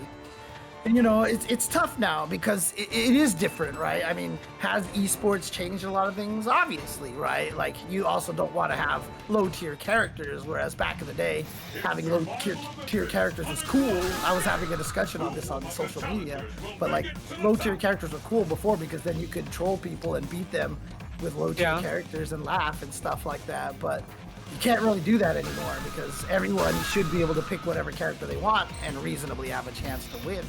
Oh, we got Viper versus Seth. Punk's playing Viper. Let me find out. You got a Viper? He got the face. He got the fierce face. No, or Punk is playing Seth. Oh, Punk is playing Seth. Really? He's playing Seth? I'm actually surprised at this. Oh God! Someone's trying to get shirtless here, going here, in honor of. Because I feel like this match, like Viper does so much stun that like she will stun Seth so fast. Oh yeah. That's right. And also, by the way, shout outs to Punko. He's been going through a lot recently. His dad had to have a major surgery that he tweeted out, and he also had like a donation to help him cover that out there. So, you know, Punko, one of a lot of people's favorite players back in the Street Fighter 4 days, and so you know. I think it's like what EF_Punko on Twitter, I think it is. So, you know, if you do want to go check him out and support him and help him out a little bit, he has the link on his socials right now. Ooh, crouching medium kick right there. Nice low force fireball. You know, Mr. SNK said Viper is a Guilty Gear character. And you know, she was the first Guilty Gear character in Street Fighter before JP, really, honestly. I mean, all the Guilty Gear players played Viper. Yeah. Flash Metroid, Latif.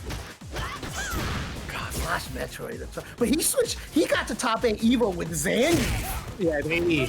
Oh, he could have got a great combo. Nice block from Punk right there. No FADC from the Sonic Boom, surprisingly. There we go, SPD. Go for the pokes. There it is. Not dead though. One more guess. Low damage, SPD. Okay. Seismo. Spear Seismo can reach. Yeah, but is he worried about the Ultra 1 right now? Oh, nice! No, because you can't do Ultra 1 after Fireball, and like with this version. Oh, that's right. That's right. Yeah. That's right. That was cheap. That was cheap. They took that out. That was vanilla. That was so cheap. Yeah, like you couldn't do anything. If you had an Ultra, you just had to hope you had enough life to live. Bro, him and Ryu had that. Like if you neutral jump or whatever, the super comes out. Yeah. Yeah, Ryu at least had the super, but Seth had the Ultra that worked, dude. No, even though Seth had Ultra and super, because super also trip guard. Yeah, you're right. Yes. Red focus? But the damage though, it's gonna scale a lot because there was so many hits. I mean, I expected Trey 61 to get up and walk away at that point, right? No, it would have been the other way. I'm sorry. Punk would have had to. Oh, it was against Sagat. Never mind. Yeah. Sorry. The original. What are you standing up for? Yeah. Right? What are you standing up for? Yeah. That was Lionheart, right? No, that was Liston from New York. Liston. Okay. Yeah, Trey did the wrong combo. He could have done the EX Seismo because he was close to the corner. Super jump cancel burn kick into DP. But he chose that route instead. So, but I mean, still got the window. Oh yeah, thank you, Rome. It was Liston versus Kenso. That's what it was. That's right. Yeah, and the weirdest thing about it, so if people don't know that story, Liston got Kenso to basically whiff where he blocked Viper's Ultra, and she does a spin, and then she lands, and she crouches when she lands. And so he did Sagat's Ultra to kill her, and as soon as he activated, everyone jumped up and started cheering. But Sagat does that tiger knee at the beginning and actually jumped over Viper while she was crouching, and then everybody was cheering and going crazy, and Kenso was one of the only people who noticed that the match hadn't ended yet. And that's actually crazy because that's like winning the lottery type of thing, you know what I mean? Yes. Literally, because it's not like he did the Ultra when she landed. He did the Ultra when like he was like right about to hit the floor, so you're like, oh, that's guaranteed. It looks like it's gonna hit. But she crouches and he goes over, and I'm like, bro, that's insane. Because if you try to recreate it in training mode, you're not gonna get it first try. Yeah. I was just about to say that. The crazy thing is, like, I have tried to recreate it in training mode, and it's hard. You are absolutely right. Like, it was like a 1 in 1,000 chance. Like, it was crazy. Okay, Punk taking the first round there. Let's go. Oh, we got word from the production team, the voices, that top 8 will be first to 3. Ooh, okay, nice. Ooh, shoutouts to Stovetop Topper with a $30 direct contribution, making the pop bonus to $575.68. Thank you, everybody, for the donation. You see how much people miss this game, man? Okay, Punk. I like that double FADC combo right there. Please don't get hit. Nice DP right there. Yeah, $25 away from a top 6 payout, guys. Oh, come on. That's easy, right? $25, right? Come on. Oh, yeah, should be easy. But yo, Punk with the double, I feel like that's like the first big combo I saw from Punk, so I'm really happy about that. Okay, we're gonna see what's gonna. I think we're gonna keep seeing Trey with the Viper, and then Punk. Obviously, he's like character locked to Seth and everything like that. You ever seen Viper's Ultra 2? Do you remember that one? That was the God. I can't even remember. Oh, it was a dive kick. It was a It's dive like the kick dive thing. kick, and then like she kind of skates on your face like it's a skateboard. Yeah. I love that Ultra 2, even though like you don't really use it. But like it's easy to use because you just land an EX size mode, jump cancel, Ultra 2. But because of super jump cancel, how it works with Viper in this game, Ultra 1 is so vital.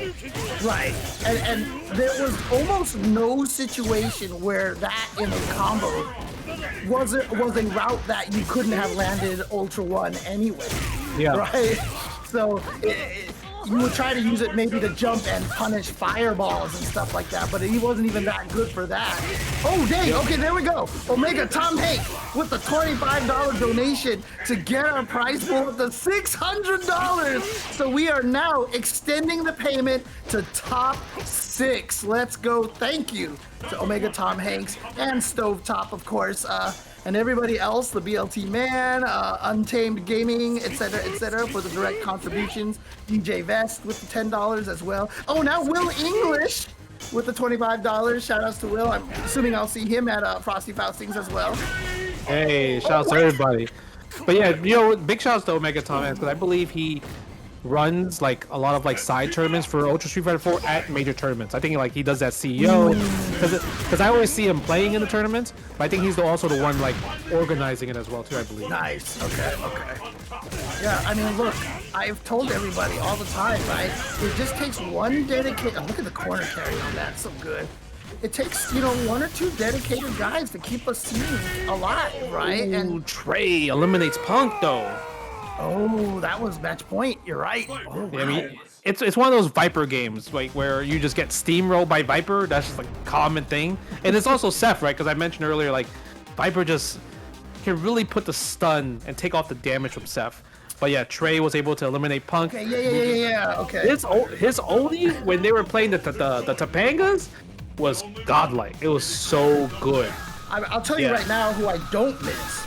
I don't miss Poison because I think Street Fighter V Poison is way more interesting than Street Fighter 4 Poison. Street Fighter 5 Poison is amazing, but I think Street Fighter 4 Poison also was super fun because she was also another zoner character. Yeah. And you know, it's weird because some people have been theorizing in lore because one of the win quotes that Rose has against Oni is like she makes some sort of reference to like he's out of time or like he's like not in the right time period, like how are you here or something like that. And some people are saying that Akuma in Street Fighter 6 feels like he's turning into Oni. So maybe that'd be kind of crazy. Maybe Oni is from the future or something like that. I don't know. All right, we are in our top 8, and I never thought I would see the day that Nuckledu would play Yang. What? Yeah, because he never played Yang during the competitive Street Fighter 4 days, right? Yeah. But I mean, Yang is also one of the characters that was like super underrated during Street Fighter 4's competitive days. Like when you think about Yang, like I remember Shine every week at Big 2 playing that Yang, and you know he's definitely a character that destroys Dudley too. Just low forward swipe. Everything about Yang was amazing. But the thing is, I guess he gets overshadowed because if you're gonna pick the twin, you pick the better one. You pick Yang. Yeah, I mean, also, you know, obviously, shout-outs and RIP to Flo. Flo was a big Yang proponent as well, right? Yeah, he was. Yeah, definitely in the beginning. He's just more stable. He's like the stable twin. Right, yeah. That's a good way of putting it. Oh, Mago, that's right. Mago had a Yang. That's right. I forgot about Mago playing Yang. You know why? Because when I think about Mago, like, he only plays top tier. You know what I mean? Before. But I think after a while he just like stopped caring because every time I played Mago, he never picked Yang against me. He always picks Sagat. Yeah. He just counterpicks Rufus with Sagat. That's right. And I still smoke him, but you know what I mean? Like, you know, that's not the point. Let's go. Oh man. I do kind of miss Street Fighter 4 Jury. I'll say that. So like when she was more zoning fireball-y kind of character. It was hard to use because like you had to hold like the stores, right? You have to hold the buttons, right? And you had the negative edge. Let's say you landed the fireball, which caused the knock like float state. You had the negative edge into Ultra. Yeah. It was like extremely hard. Because I mean, the crazy thing about it is, again, Street Fighter V Jury and Street Fighter V Ibuki were the first two characters in Street Fighter history, if I'm not mistaken, to gain an on-screen meter kind of thing, you know, to actually show the state of the character. Like even back here, if you had activated Angry Scar, if you had, you know, how many, you know, it was never on the screen. So, yeah, like, you're talking about the kunais in the stores. Yeah, and they actually have little meters on the screen for those characters. Now in sticks, like everybody has one, right? Spray cans and Blanka chans and medals and. I mean, that's really I think that's really cool though. Like the fact that they added that type of stuff now, because it just brings more like evolution to the characters. Yeah, no, it's better. But you know, you didn't have it in these games here, so so Jury, it's not like you could just store it and see it on the screen like Jam and Guilty Gear or anything like that, you know? Yeah. Surprisingly, when we watched Richard play, he played Sagat, but I guess maybe because he was fighting against Roman, who was a Zangief player, so it's more like a counter pick. So maybe his main is Ken, because when you look at his points, they're pretty high. Yeah, you're right. Shoutouts to Vice91 for the $9.01, James. You got it, James. Just for James, 66969. So yeah, I mean, I would probably say I miss Viper, I miss Dudley, and a little bit I miss Adon as well. To be honest with you, because I always liked Adon. I thought Adon was really cool. He definitely was really cool. Yeah, he did mad damage too. Like, he was never good in the alpha games, but like I always liked him in the alpha games anyway, right? I just thought he was neat, and I would always try to play him.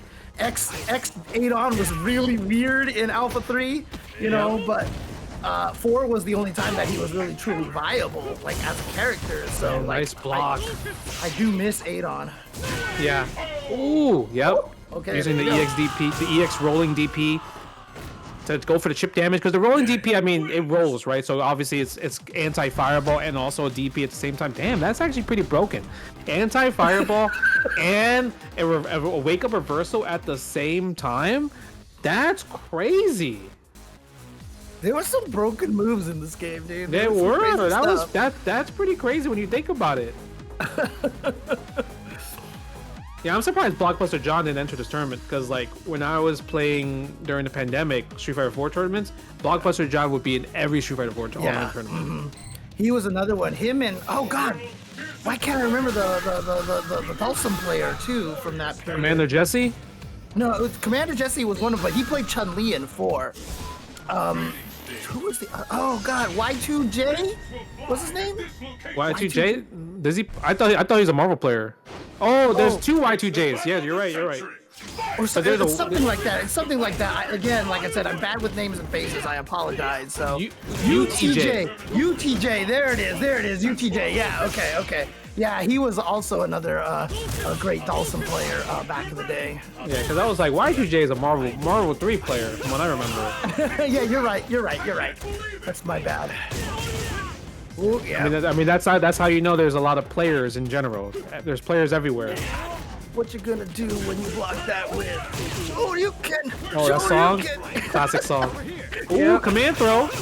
FADC? No, they didn't go for the FADC Ultra right there. Probably would have been too much scaling from the command throw, maybe. Oh, nice. Okay. Tries to link with the launch, but so hard to get that sometimes. Yeah. Oh boy! That's such an unfortunate. I don't know what. I guess he just wanted the FADC back and then just throw Fireball for pressure, but Nuckledu tried to catch him maybe dashing forward with that up kick, and it just all was like unfortunate. Oh. Yeah, it just worked out for Nuckledu at that point. Man, he's at match point. Nuckledu one round away from getting to winners finals. And I miss stuff like that. You see the Ken Richard, he's whipping that standing light kick because it actually pulls his hurt box backwards a little bit. So his leg where his foot normally is harder to hit. So you hit that standing light kick because your hurt box shifts backwards. So you can stand at ranges where people can hit you with their sweeps. And then you make them whip and whip punish them. I miss stuff like that. Yeah, you know what just missed? Richard option selected and the sweep whipped against Yang's backdash. Oh no. Yang's backdash went too far that Ken's sweep just whipped and then Nuckledu was able to whip punish back. Yeah, that's the classic backdash punish. The meaty jab, backdash punish. Oh, Sezembu, can you block this?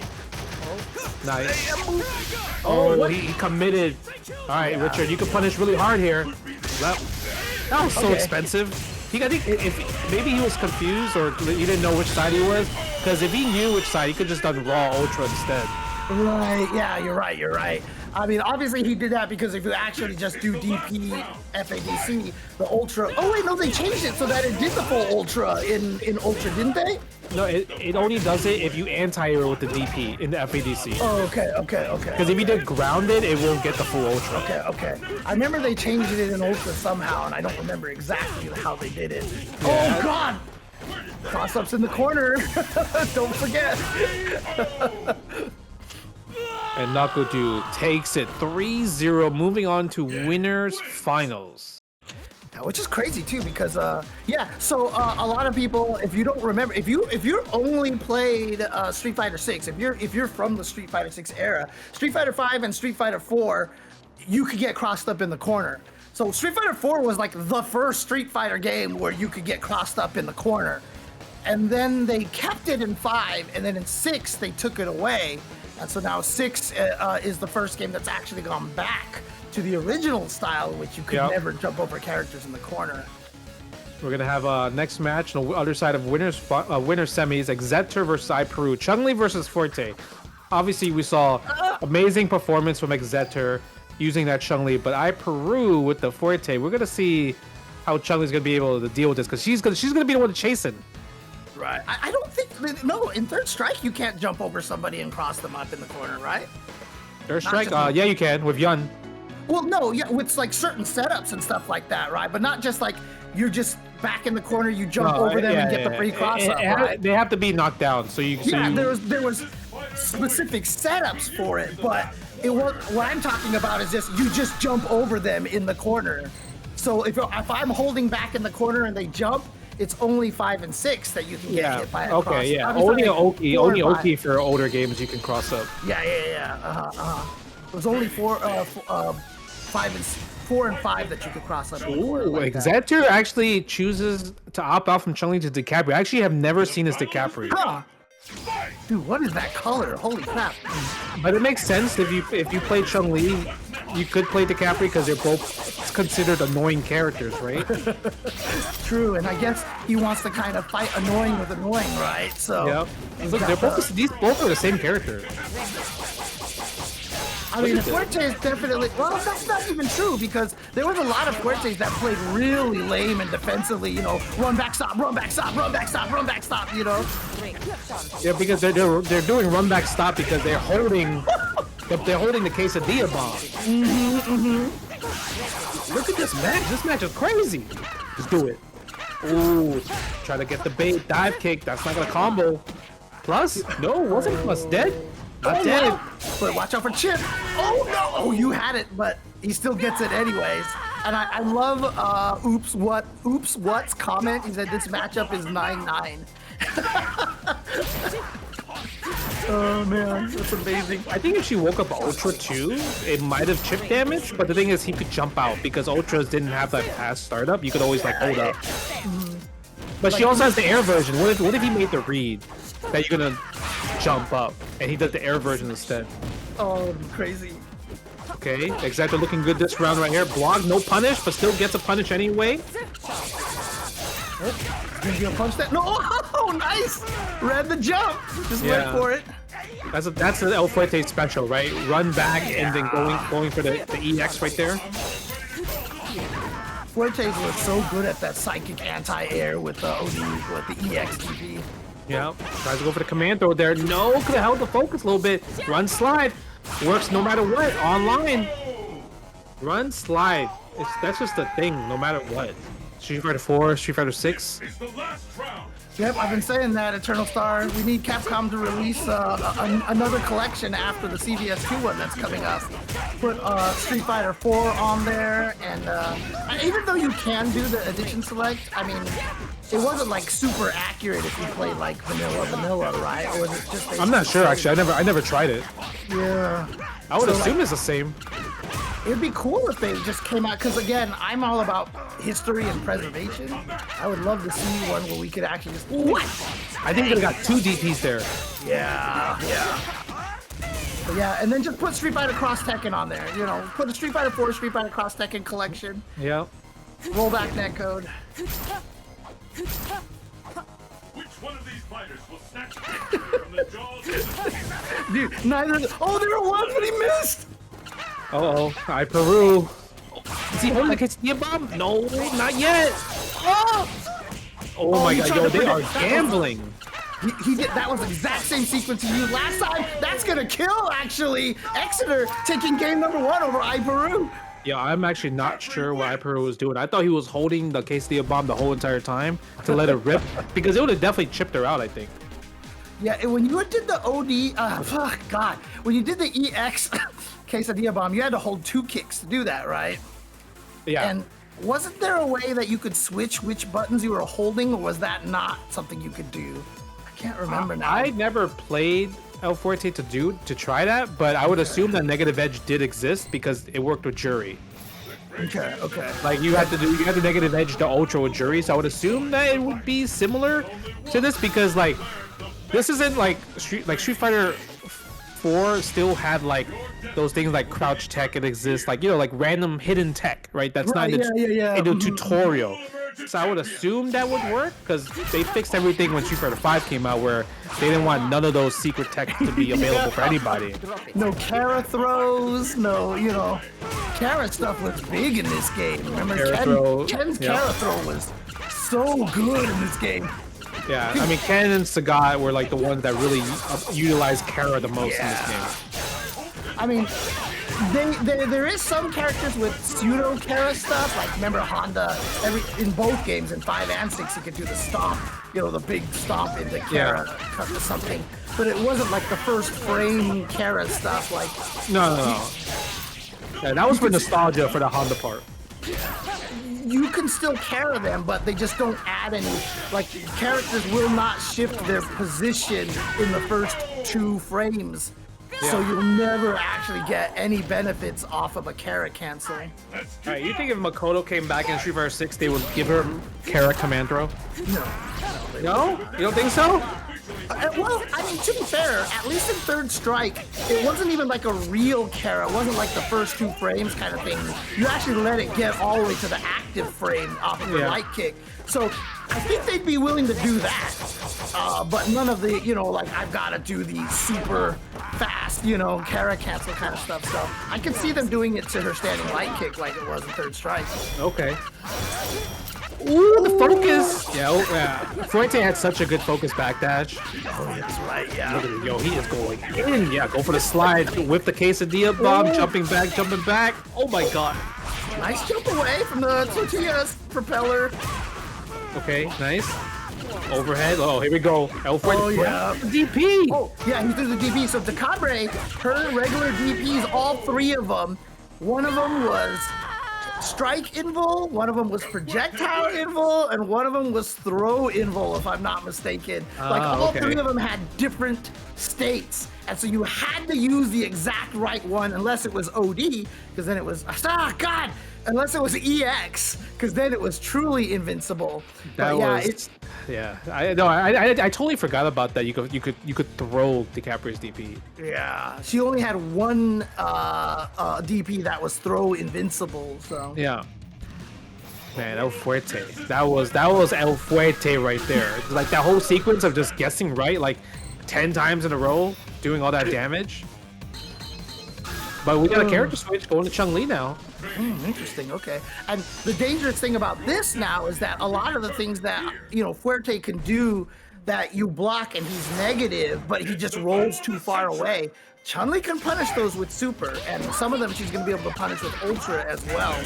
I don't remember exactly which ones now because it's been a few years since I've commentated this game. Yeah, for sure. That's right. I remember Chun-Li's focus attack on block, like the first one, level 1. That was plus on block, I remember. Yes, yeah. And she does the level 1 into the forward dash, right? Yeah, forward dash. Yep. All right. Tortillas. What's gonna happen? Tries to run stop. Tries to bait out Ultra 1 maybe. Look at this. I mean, you can see one of the reasons why it is kind of annoying. Well, I mean, Decapre is the same thing. She's also got a charge, you know, anti-air wake-up move as well. So does Chun-Li. But you can kind of see why Exeter kind of didn't want to play her against this because he's getting kind of beat up right now. Yeah, he is. Like, cause she's not moving as fast, and like. The thing about it is that Chun-Li is just—she's a hard character to play in this version of the game, and especially against a character that's like speed running as a character like skating through the screen. It's so hard for her to like pin you down. Yeah, because her her quote fundamentals are really good. Her normals have always been some of the best in Street Fighter in any game she shows up in. And so she had really good normals, but I mean, there's characters everywhere, dude. Right, crouching fierce legs, jumping forward throw. Yep, meaty fireball. Oh, using the armor. Yep, EXSPK. Crouching heavy punch. Focus attack. Grab. Oh, I think you could have got a grab there. Actually caught the EX spinning bird kick, gets the propeller tortilla. That move was so good because like in the corner, I don't remember how many characters it worked on, but you remember how you could restand with standing light kick afterwards? Oh god, that's right. It was like I know it works on Hugo, I believe, but I forgot other characters. There was a lot of things that worked on Hugo. Hugo was so like, I remember when he first came out, his wake-up timing was slower than everybody else's. Yeah. After the focus crumple, that's what it was. It was like, when he got focus crumpled, like, his animation where he fell down was, like, slower or something like that. It was crazy. Yeah, Hugo also was a character that could restand using the meat squasher with the standing medium punch. That's right, yeah. See, I love those. Those are the combos that I was like, yeah, I like that type of stuff. That's nice. Yeah, so Kote actually says it works on a lot of characters, and some you can even get crouching medium kick. Okay. Yeah, I forgot about that restand. I completely forgot about that tag. The battle has begun. I'm surprised Exeter didn't go back to Decapre, actually. Yeah. Because again, Decapre, at least you can fight crazy with crazy, you know? Yeah. Hazanshu with a knockdown, catching the backdash right there. Okay, Exeter doing good right here. Meaty fireball. Go for the chip damage on that one. Uh-oh, splash time. Nice backdash. Yeah. Oh, armor broken. Yep, armor breakers, man. Blowing up armor. Every character always had just one move that was an armor breaker. I don't know how that... Maybe it's only one hit of armor, because Hazanshu doesn't break armor. It was a spinning bird kick that broke armor, I believe. Oh, was it? Okay. Yeah, I think Hazanshu, you're able to FADC. Unless maybe it's EX? I mean, it broke the armor because he absorbed 2 hits, right? It was a meaty fireball, and then the... So chat says EX Hazanshu breaks armor. Oh, it was just EX Hazanshu. Yeah, okay. Because I was like, regular Hazanshu, I definitely focused regular Hazanshu 1,000 times. But EX? Yeah, for sure. That's right. So they did add more than one armor breaker for some characters. I forgot about it because I always remembered in early Street Fighter 4, every character just had one armor breaker. Like it was just the one armor breaker, and usually they just put it on the move that would have been too easy to focus cancel, like a Honda headbutt and stuff like that, right? Because if that wasn't an armor breaker, Honda headbutt would be like useless, basically. So yeah, I mean, there's also characters that ignored using armor breaker, like Cammy, right? If you focus low forward, then heavy kick Kanjo just breaks it, right? Which is fair because her armor breaker was garbage. So yeah, I mean, spin knuckles. We talked about spin knuckles. One of those moves that's like it's kind of a worthless special move because it's never been good until more of recent times. Right. Yeah. Ooh, splash again. Super good, and they still nerfed it in 6. So that's fair, though. It's fair. I mean, it's still better than any other spin knuckle. Oh no! Dude, Fuerte's got that so often. They would run backwards and then just jump forward because you think it's going to be the splash or the propeller tortilla. So you jump because you avoid both of those, and so they just jump and it looks like they're doing it. You jump backwards and they air throw you out of the air. Fuerte's used to catch that so often. Yo, iPeru, if you're listening, I need to see more than 3 run stop pierces because like. Maybe you just don't have them anymore. Let me see. 1, 2. Nah, see, come on now. And yeah, when you did the meaty slide with that, like that, with come on. All right, how many? 1, 2. Come on, bro. I thought that was gonna be it. I mean, that was the perfect time. Nah, he thinking about Lily right now. That's what. Ooh, breaking the armor. That's so good. That does so much damage. He's pumping that Ultra 2. You gotta watch out for that Ultra 2. Yeah, you see how he's keeping that charge, like Zetter. We're using that crouching fierce to walk forward. I mean, he has 50 seconds. You could take your time with this.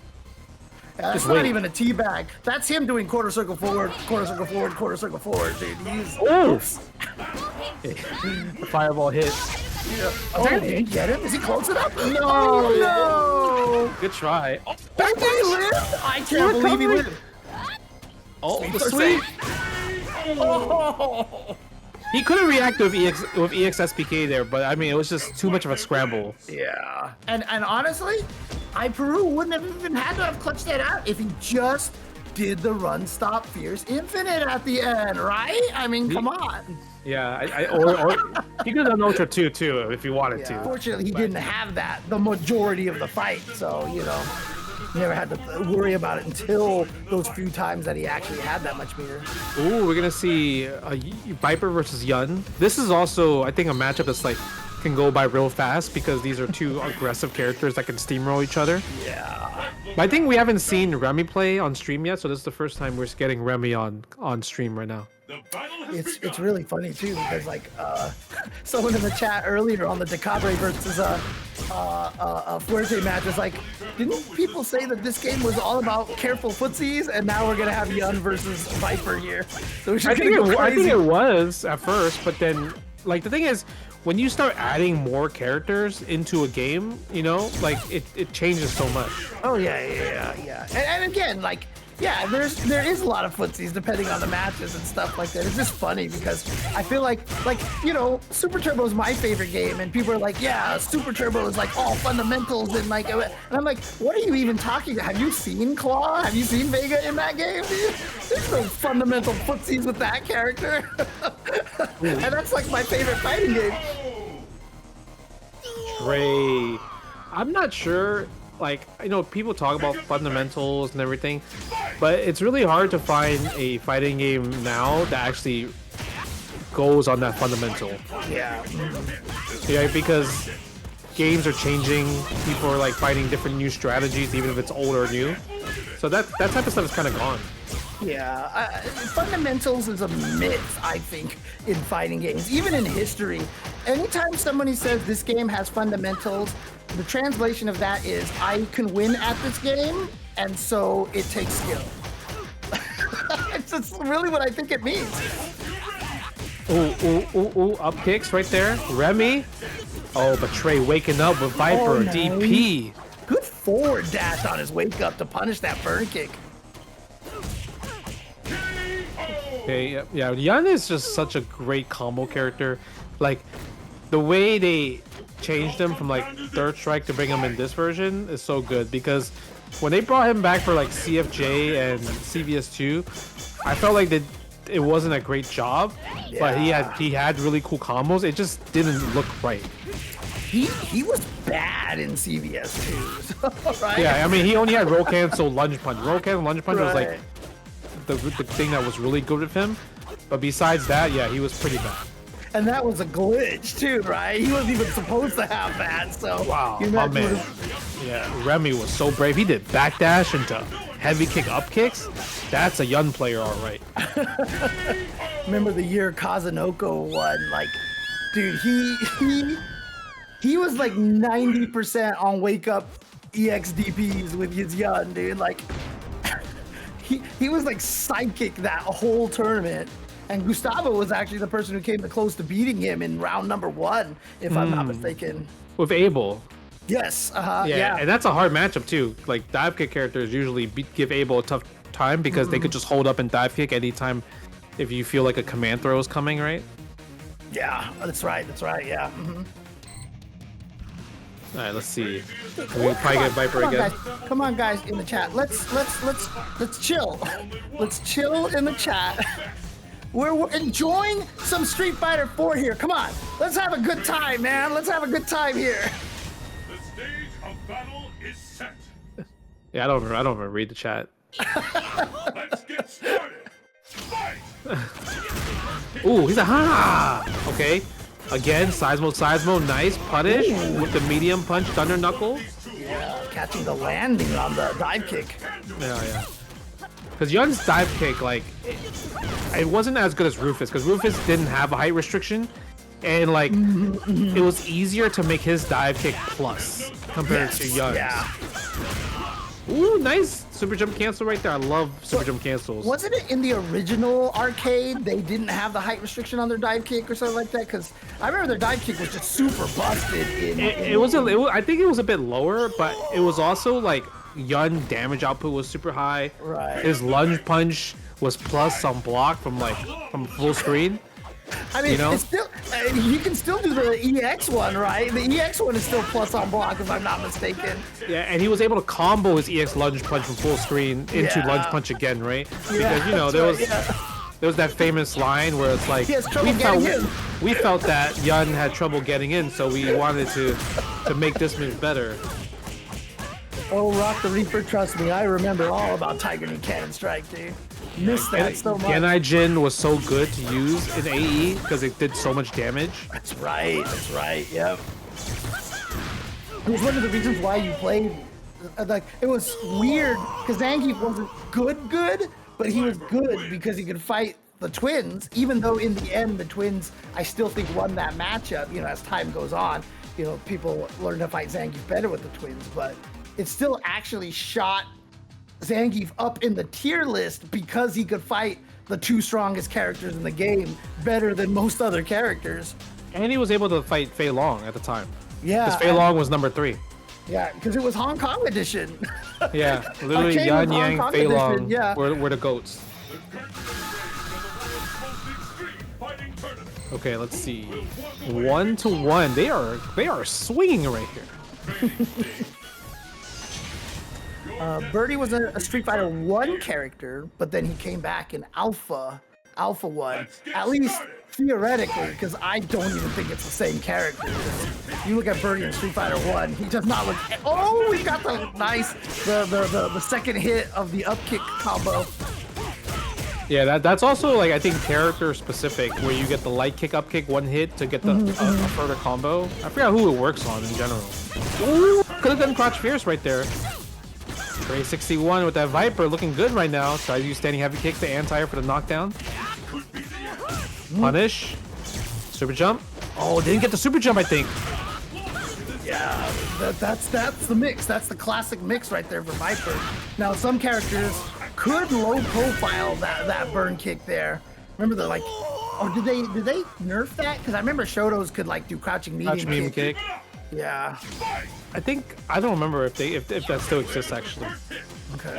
Because I know Elena still can, you know, because how her hitbox is, it still works like that. Right. For Elena. She was so small, dude. Oh my god. Like she went under so many things. Nice 3-piece combo right there. Command throw, stand strong, up kicks. Gets the Oki right there. Tries to chase down the backdash maybe. Oh, good backdash to get away. Stayed in the front over here. There we go. Super jump cancel into the ultra. Okay, what's the mix though? Fake cross up or stand cross up? Oh no! No, didn't have red focus. He thought he built it. Oh, he was what, like 2 pixels away from that? Yeah, lunge push. What a jump back. Oh, wow, he recovered in time. That's crazy. He recovered. Yeah, I thought he got the jump back. I thought he was gonna get it. I can't believe he recovered in time. I mean, I wonder if a different button, because I remember Viper, her jumping medium kick hit a little bit lower, or was it? I can't remember now. Well, that's the cross-up button. It's just that you would use jumping heavy kick because like that's like the button to jump with, right? Right, yeah. And like you said, if Yun had gone under her, she would have hit anyway, so. Yep. You have DP backdash. Gotta keep it safe. Trey's playing a little bit more defensive, using his meter a bit more defensive as well, too. Oh, ooh, standing heavy kick. Didn't get the knockdown, but still gets the clean hit, though. Any hit is good against Yun. Nice crouch medium kick. There it is. You mentioned it. Yep. Low profiling. Tries to walk forward throw. Crouch tech is the thing. It's so easy to tech throws in this game because of crouch tech. Yep. Because if they don't throw you, you end up. Double dash into that. Here we go. Go home. Nice combo. Backdashes out. Ooh, almost a trade. That could have been bad almost. Oh, yeah, a little bit too far. If he didn't commit to the flame kick, he could have got Ultra 1. But he's still in a good position. Oh, he tried to backdash, but that thing goes clear across the screen. And I don't think Remy was expecting that. I think he just really thought he was safe at that range, just to backdash and be okay. Well, normally you would think that you would do heavy size mode and then right for chip damage in that situation. Right. So you would backdash that, but like you said, he called it out. That was really good. Yeah, nice. All right, 2-1. Okay, Trey leading, trying to get through this top 8 losers right here. That knuckle was crazy because you never really see that knuckle ever being used. Right, the EX Thunder Knuckle, yeah. Yeah, you don't see that being used at all.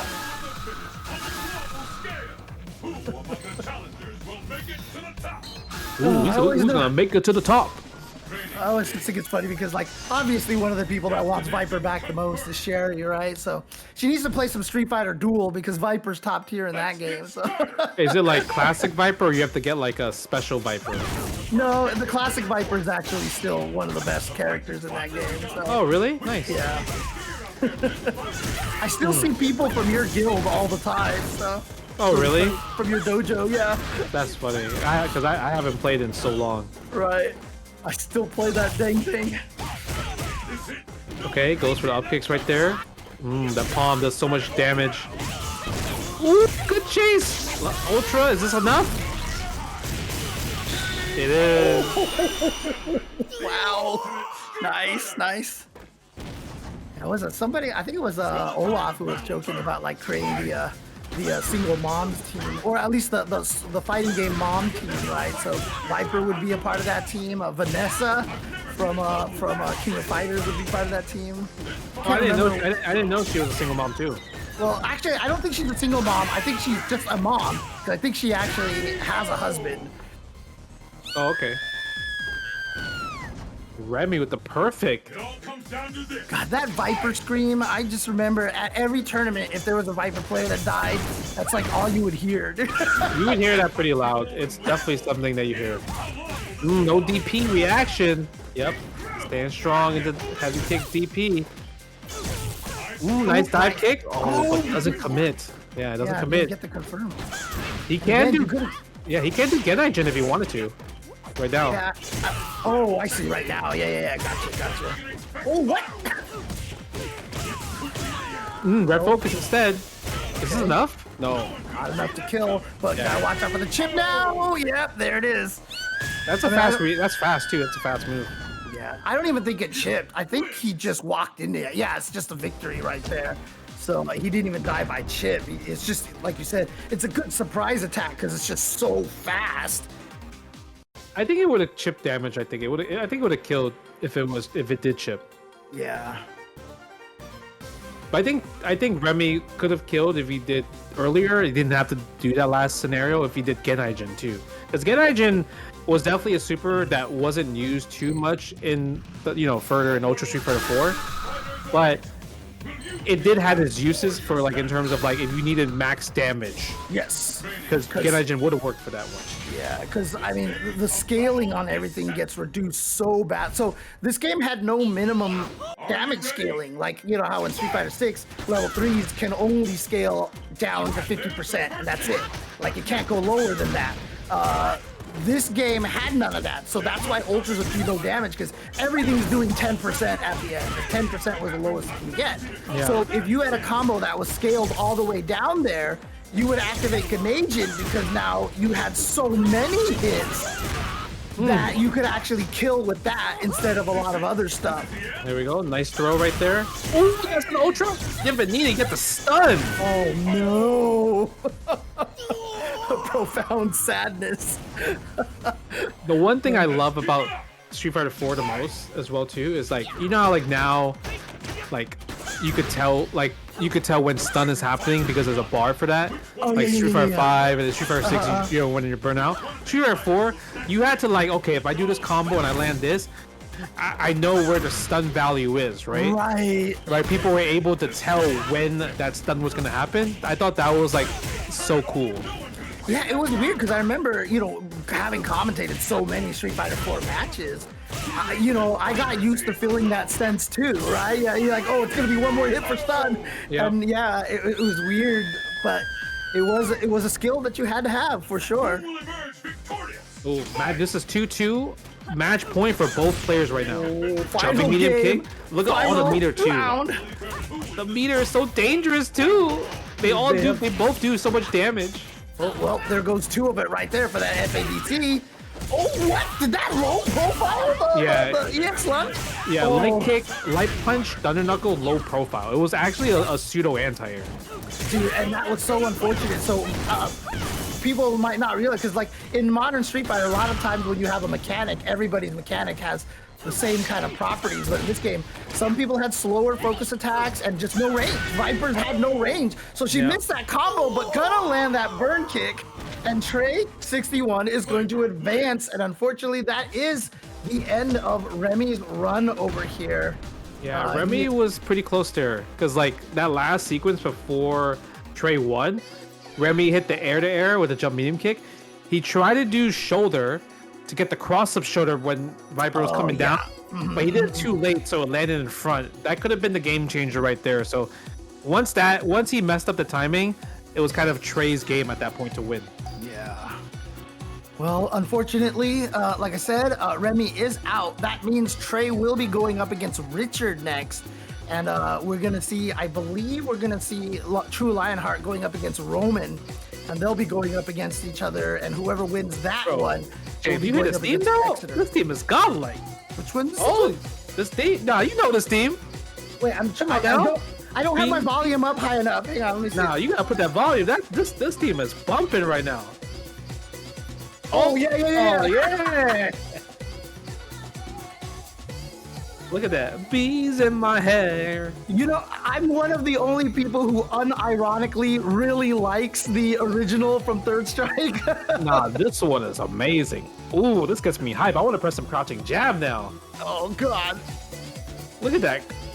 Press crouching jab ×3 in the Link's tail? Come on now. EX mallet smashes? Come on now. I remember when the character first came out was remember how Combo Fiend would take the beta around the tournaments and let people try it out and stuff like that? I was like, wait, you can combo into EX mallet smash and combo out of it into a button that combos into it. I was like, that's kind of broken, right? And he's like, whatever.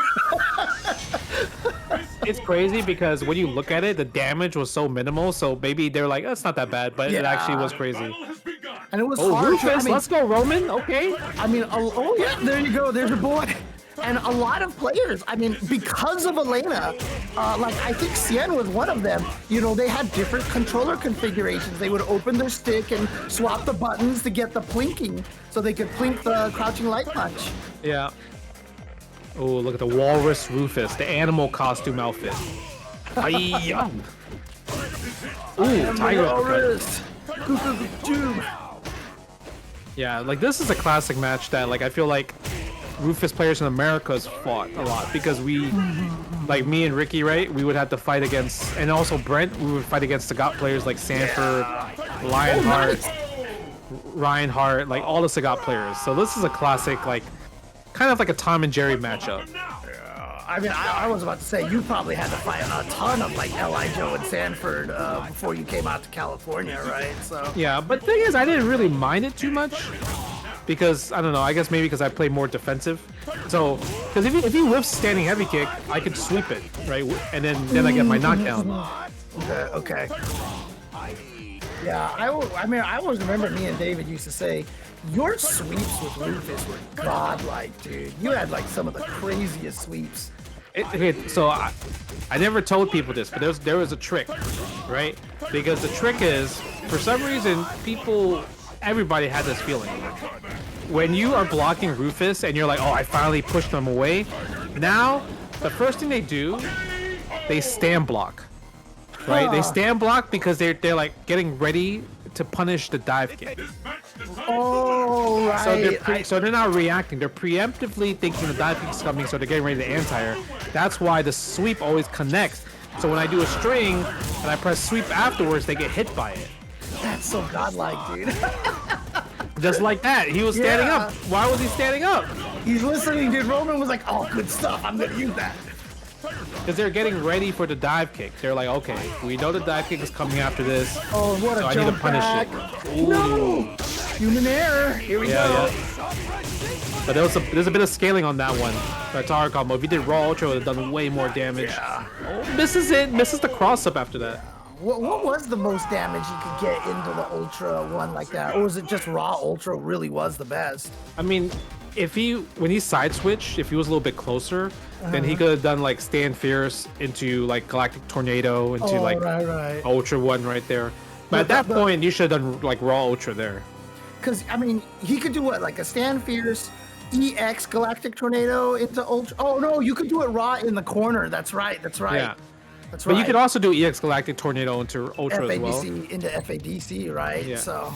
But they also buffed EX Galactic Tornado where if you do EX Galactic Tornado before it hits, you get the suction. You can FADC forward and get a standing heavy punch after that. Yeah. But that's 3 bars though. A little bit expensive. Okay, let's see. 1-0, Lionheart leading. Stand strong, misses the stand strong link. Crouch fierce. I mean, again, is Lionheart an 09er? Yeah, he's from New York, so I don't remember him playing any other game but Street Fighter 4 before. Okay. Yeah, no, but I was just about to say, like, he is seriously one of the true OGs right now. He was playing Sagat in vanilla, and you know he was out there for Street Fighter 4 right at the start. So. Yep. Ooh, nice. Fade out the EX Messiah kick. Standing heavy kick, playing good. Here's a sweep. Standing heavy kick. Yeah, that's plus on block. And that was also like went over lows, didn't it? There it is. Oh, I think he tried to do Ultra maybe? Yeah, so I was thinking he might have come out with the wrong move. Yeah, but you're right. Standing heavy kick goes under low. So if you did like standing medium kick or crouching medium kick, that would blow up crouching medium kick. Because that was another move that you were godlike at landing, if I remember correctly. I actually learned that from Barn because he would kind of like use it as like a space trap, like crouching jab and the standing heavy kick, crouching jab and the standing heavy kick. Right. Oh man. Yeah, Rufus had good normals. I mean, stand strong was a really good normal. Stand medium kick is a really good, like that one. That's a really good normal too. Crouching fierce obviously is just such a good button. Nah, that button's whack. Crouching fierce? Yeah, that button's actually whack because if you have to think of it as a fireball. Yeah, absolutely. If you think of it as a fireball, it's like it's much easier to handle because then you just get a good jump or you just focus it. So like it just kind of makes it like it's not hard to use, but you can get punished for it pretty bad. It's a high risk move. High risk move. Oh no ultra. Why not? Yeah, I'm surprised. He would have definitely killed their Galactic Tornado. Yeah, you gotta watch out for the Galactic Tornado and the ultra. Go to overhead's not gonna get enough to kill. But yeah, as soon as he dashed forward, unless he had done ultra right there, that was it. Like he should have either FADC back. But Sagat might have even still been able to reach that because I remember Rufus's backdash isn't great, right? It's terrible. It might have been that DP might have been a punish because his forward dash is pretty bad after Messiah kick FADC. But like you mentioned, the backdash after Messiah kick, I think if they were closer to the corner, then Sagat's DP would have reached. Yeah. But as soon as he dashed forward, he had no life left. He couldn't take a DP. I think the only thing he could have done was try to time the Ultra in that little tiny window where he starts the EX Tiger Uppercut and before it hits, right? I think the EX Tiger Uppercut actually beats the Ultra 1 invincibility startup. Either that or it would just go over it, right? It might Yeah, just it be would go invincible over it. enough just to go over it and land on the other side, so it might not have worked anyway. Yeah, because EX Messiah Kick is like Rufus's most invul move, and then Sagat's EX DP. If it's at the same time, the EX DP beats the EX Messiah Kick in terms of invul frames. Yeah. Ooh, dive kick needs to go for more throws, I would say. Because the thing is, like, you have to test people from, like, because crouch tech is what people are used to. Don't forget, like, people would counter Rufus dive kick with, like, Kara crouch tech, right? By using plinking crouch medium punch with throw, so you hit the dive kick on the way down. So you gotta test people if they still got those. Oh, this is gonna hurt. It's not good enough to kill. But EX Messiah is gonna be scared. Oh, he stayed in the front. No, oh no! Remember, EX Tiger knee. if you chain lights in this game, you can't cancel it, so that's why you can do anything else. Yeah, that's a punish right there. Yeah. You know, you can't chain special moves, but what's good about Rufus is that if you chain lights, you could chain in the medium, and then that could cancel the special move. Okay. Because they buffed that. They gave that to Rufus at the end. Right. Again, the crouching strong. Roman's crouching strong timing has been off a lot. Ooh, Oh no, this is gonna hurt because it's a one-hit dizzy. He could have did a lot more than that, but he didn't spend any meter. Yeah, I think he's like, I have too much life, so I don't want to spend it. That's a max ultra right there. Yeah, Because it is max ultra. Ow. Yeah, he can still take this. Roman can still take this. Nice Good block. Ooh, standing heavy kick. Nice jump. Doesn't matter. Those Tiger knees are so fast. Yeah, it's really good against Rufus too because he's so big. Like, you can get the second hit on the way landing down, and it's like plus, right? Who's the other Rufus player in New York after you left? Was it Glitch? I think it was. Glitch. Yeah, it was Glitch. Yeah. Okay, yeah. He was a really strong Rufus too. I imagine that Lionheart and Glitch have fought each other so many times as well. Yeah. Ooh, big punish. Okay. You gotta use nice safe jump. You gotta use the forward medium kick. The forward medium kick is so good with Rufus. Or the down forward medium kick. Oh, the roll. That's right. Yeah, the rolling kick. It's negative on block, but the thing is, it's kind of like your neutral skip tool, right? Right. Yeah, it's the surprise attack basically. Yeah, and it's a low. Was it a low? God, I don't even remember that. Yeah, it's a low. It's randomly a low. I don't know why. Oh, didn't try to punish that. Yeah, he's fishing for the random galactic tornadoes right there, just hoping he walks into it or something. Because yeah, in the corner he would have been able to go to an ultra, but Lionheart, just again very surgically there, taking Roman out 3 games in a row like that. So I mean that's the king right there, Sagat. if you are a Sagat player, you know you're like a sweaty player, like right because.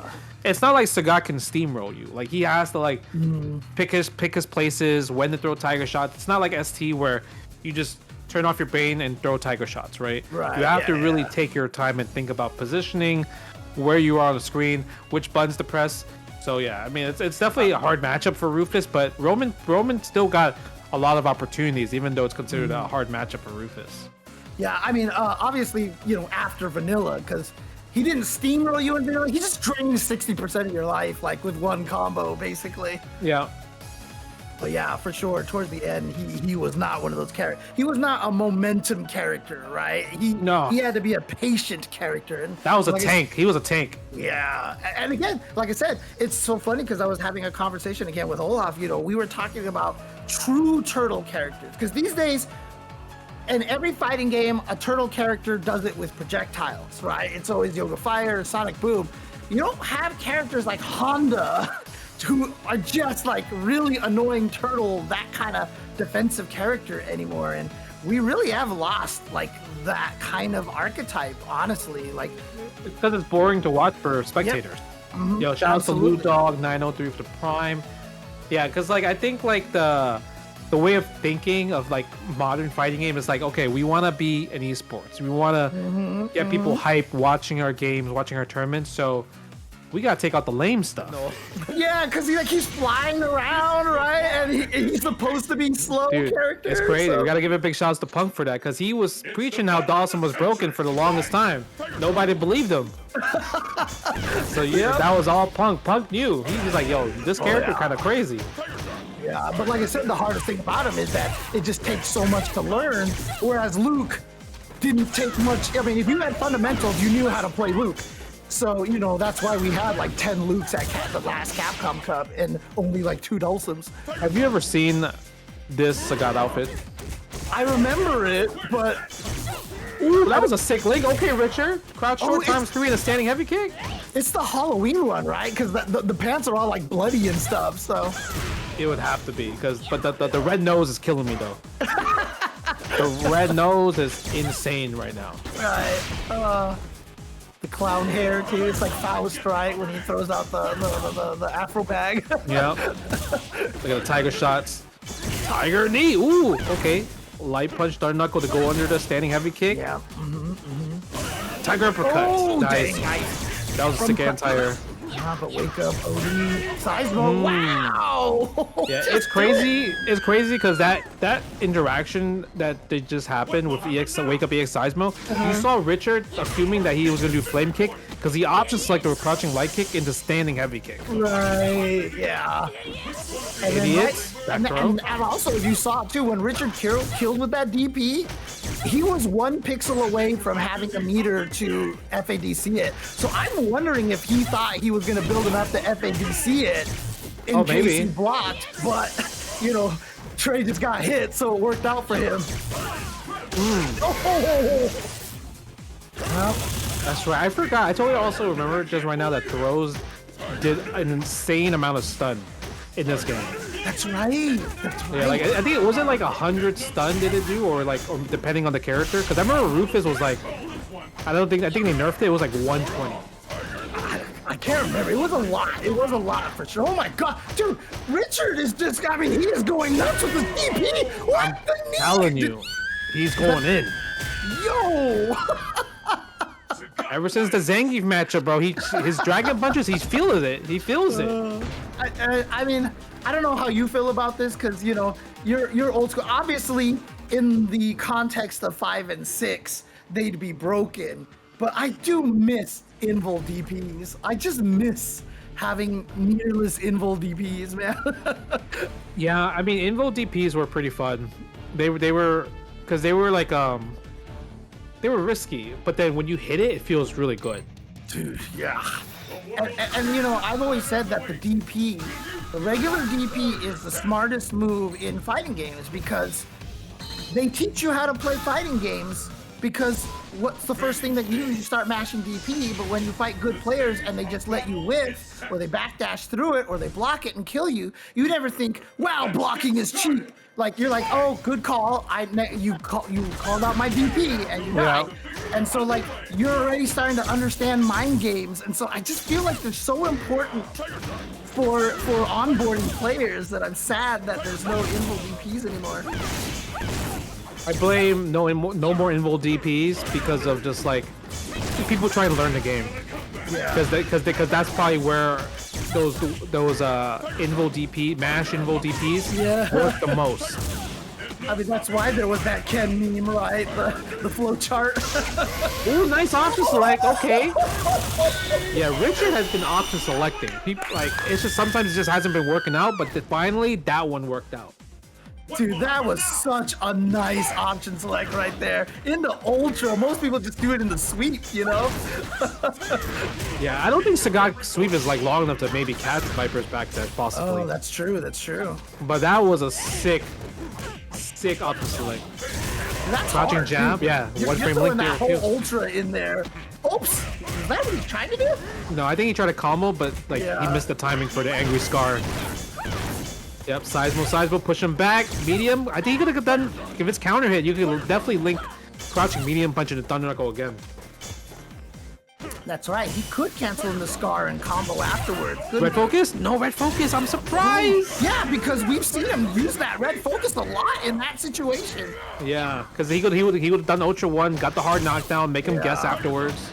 But you have to be so scared right now because any hit in the Thunder Knuckle right now, yeah, and that red focus. A trade?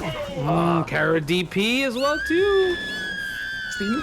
Now you think as a Viper player, if I had Ultra 2, no, I'm just kidding. I mean, Ultra 2 definitely would have cooked there.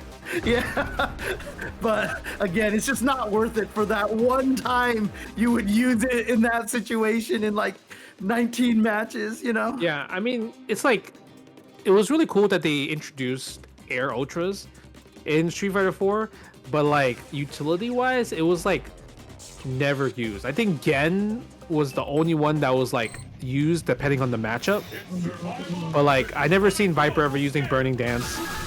Yeah, I feel like Zangief's Ultra 2 was like an Aqua Silk meme at that point, right? Snackish special, yeah. Snackish special, but like, you don't really see Air Ultra as like the dominant Ultras. Right. Because, I mean, also, too, it was really hard because remember, when you activated the Ultra, you killed the opponent's inputs, right? Like, you just erase them. Whereas, like, modern days, like, the first button you press might still come out, you know, if the timing was right. And so a lot of the times when you wanted to, just like how they gave Fei Long and Cammy those useless counter supers, like, you had to make sure you activated them in that tiny, like, 3-frame window of the person's button being pressed and before it hit you, you know? Like, I don't know what you're talking about.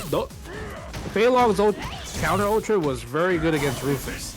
So I see that Ultra, it's because it'll beat the dive kick. You react after the dive kick comes out. Right, of course. Yeah. That makes sense. But it just didn't work. I mean, like, when you make counters, I mean, poor Remy in Third Strike had the same problem.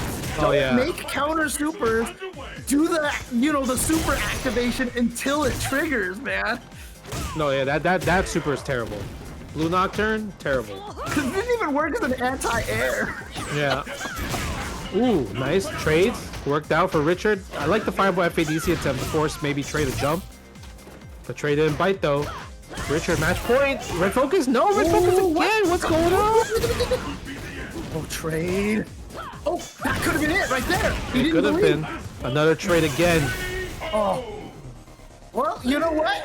He has all of his meter now, so he's got all the meter to spend here. Because if he doesn't take this round, he's done. It'll be 3-0. Those sweep. Viper's sweep is so slow. Worked out for trade though. Nice. There's the red focus. He's gonna be close to stun. Next stun right here. There it is. He's not gonna be able to kill them. Oh, he was Jump trying to go for some backwards. Yeah. reset, but yeah, it was a mistake. But wow, he just wins with a perfect anyway. Just goes absolutely nuts. Viper wins. It's a Viper thing. And now I like how his win was VP, right? Viper. Yeah, let's go. It's a Viper thing. Sometimes, you know, you just, it's like, you know, when you fight those characters like Marvel 3, like, oh, it's a Zero game. Marvel 2, it's a Magneto game. Street Fighter 4 is no strange to that. It's a Viper game, or it's a Rufus game. It's a Yun game. Like, you have those characters that just, you could have like some of the best rounds, but then you just get smoked. It's okay. That happens. And that's kind of why I like also having the Invul DPs, because there are those rounds like what we saw earlier. I forgot who was doing all the crazy DPs and killing, you know, people, but like I think it was Richard actually who was doing the DPs earlier. No, he was. Yeah, he was fighting the Zangief and he was going ham. Yeah, that's right. But when you get that flow and all of a sudden, like, there's nothing better than when you, like, for some reason you just know everything your opponent is gonna do, and you just have one of those sequences where you just blow them up, and you just feel so like I just knew everything that you were gonna do. And when you don't have the Invul DPs, it's harder to do that kind of a sequence, you know? Yeah, that makes sense. Let's see. Ooh, I'll go for the fireball again. So just to answer the question in the chat, playing all the other stages online could cause extra lag and stuff like that. So they always play on training mode stage. Even local, we always play on training stage. That's crazy. We used, it's crazy that we had to use the training stage even in like offline play. But I mean, I think that's what started the whole like we gotta start banning the grid stages in tournaments, right? Because they're not exciting to look at. Yeah, the beautiful thing in Street Fighter 6, though, is that the players can pick the grid stage, but the person who's spectating will just have a random background. Like, the spectator can have any background, so if it came down to that, you know, no matter what, if we're streaming online tournaments, the spectator can have any background, which is, I thought it was a great idea. Yeah, that was pretty cool. Ooh, okay. Tiger shot, tiger shot. Here we go. I love the announcer too. I missed the announcer just talking mid-set. Who's gonna get the upper hand? I actually missed the vanilla one. I like the vanilla one better. Yeah. I didn't realize there were a difference until somebody pointed out, and I'm like, oh, there really is a difference. Yeah, I 2-2? The ultimate Street Fighter. Of course, we all miss Indestructible. I mean, that was a. At first, I was like, man, this song is corny. But then you start singing with it, you're like, oh man, it just catches on. It grew on you, man. Yeah, eventually it just grows on. All right, 2-2. Trey brought it back. Richard was up 2-0. Match point as well too. Trey was able to bring it back. Here we go. Here we go. Final game between these two players here. God, wasn't it at one point? It wasn't blind select online? Yeah, because like I remember in season 1, like people would play footsies on the select screen, right? It's so weird that you keep calling it season 1. Because I'm like I don't think we called Street Fighter like vanilla season 1. Right. No, you're right. You're right. Because we called it like we refer to like vanilla super AE 2012 Ultra. I don't know why I kept calling it vanilla season 1. Oh, man. I was like, what do you mean season 1? Oh man. Ooh. Oh, wow, he picked Yun. Switched to Yun. Interesting. I mean, I guess he felt like maybe Trey really did just get a good beat on that Sagat. He's gonna try to fight offense with offense here. Yeah, that's true. But I think Trey's more comfortable fighting this because we've seen Trey play this matchup already. Ooh, Richard with the anti-air. Yeah, good bait. Great backdash. Because that backdash was just to put him right into that range for that DV. All right, match point to Richard right away. No meter on both players' sides. So if you have no meter, Yun's definitely an advantage because he does all his damage without meter. Yep. Sizing them up for the dive kick.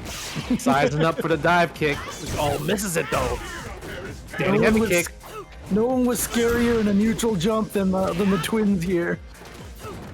Yeah, because it's kind of like they're like stalking you like a prey. Wow, lunge punch. That was definitely punishable. Yeah, but I don't think he was expecting that at all. Yeah, that's true. Oh, he walked into the second heat. It was low enough to catch him standing on the ground. Yeah, because the light kick DP you can crouch it, but the heavy kick DP will hit croucher. Oh man! Wow, just lunge punch, combo fiend. Thank you. That's the combo fiend buff right there. And so Richard is gonna take it with the Yun pick. Nicely done. Good character change. I mean, Street Fighter 4, did have some of those bad matchups, so it really was a lot more about having secondaries. Street Fighter 4 players always had secondaries.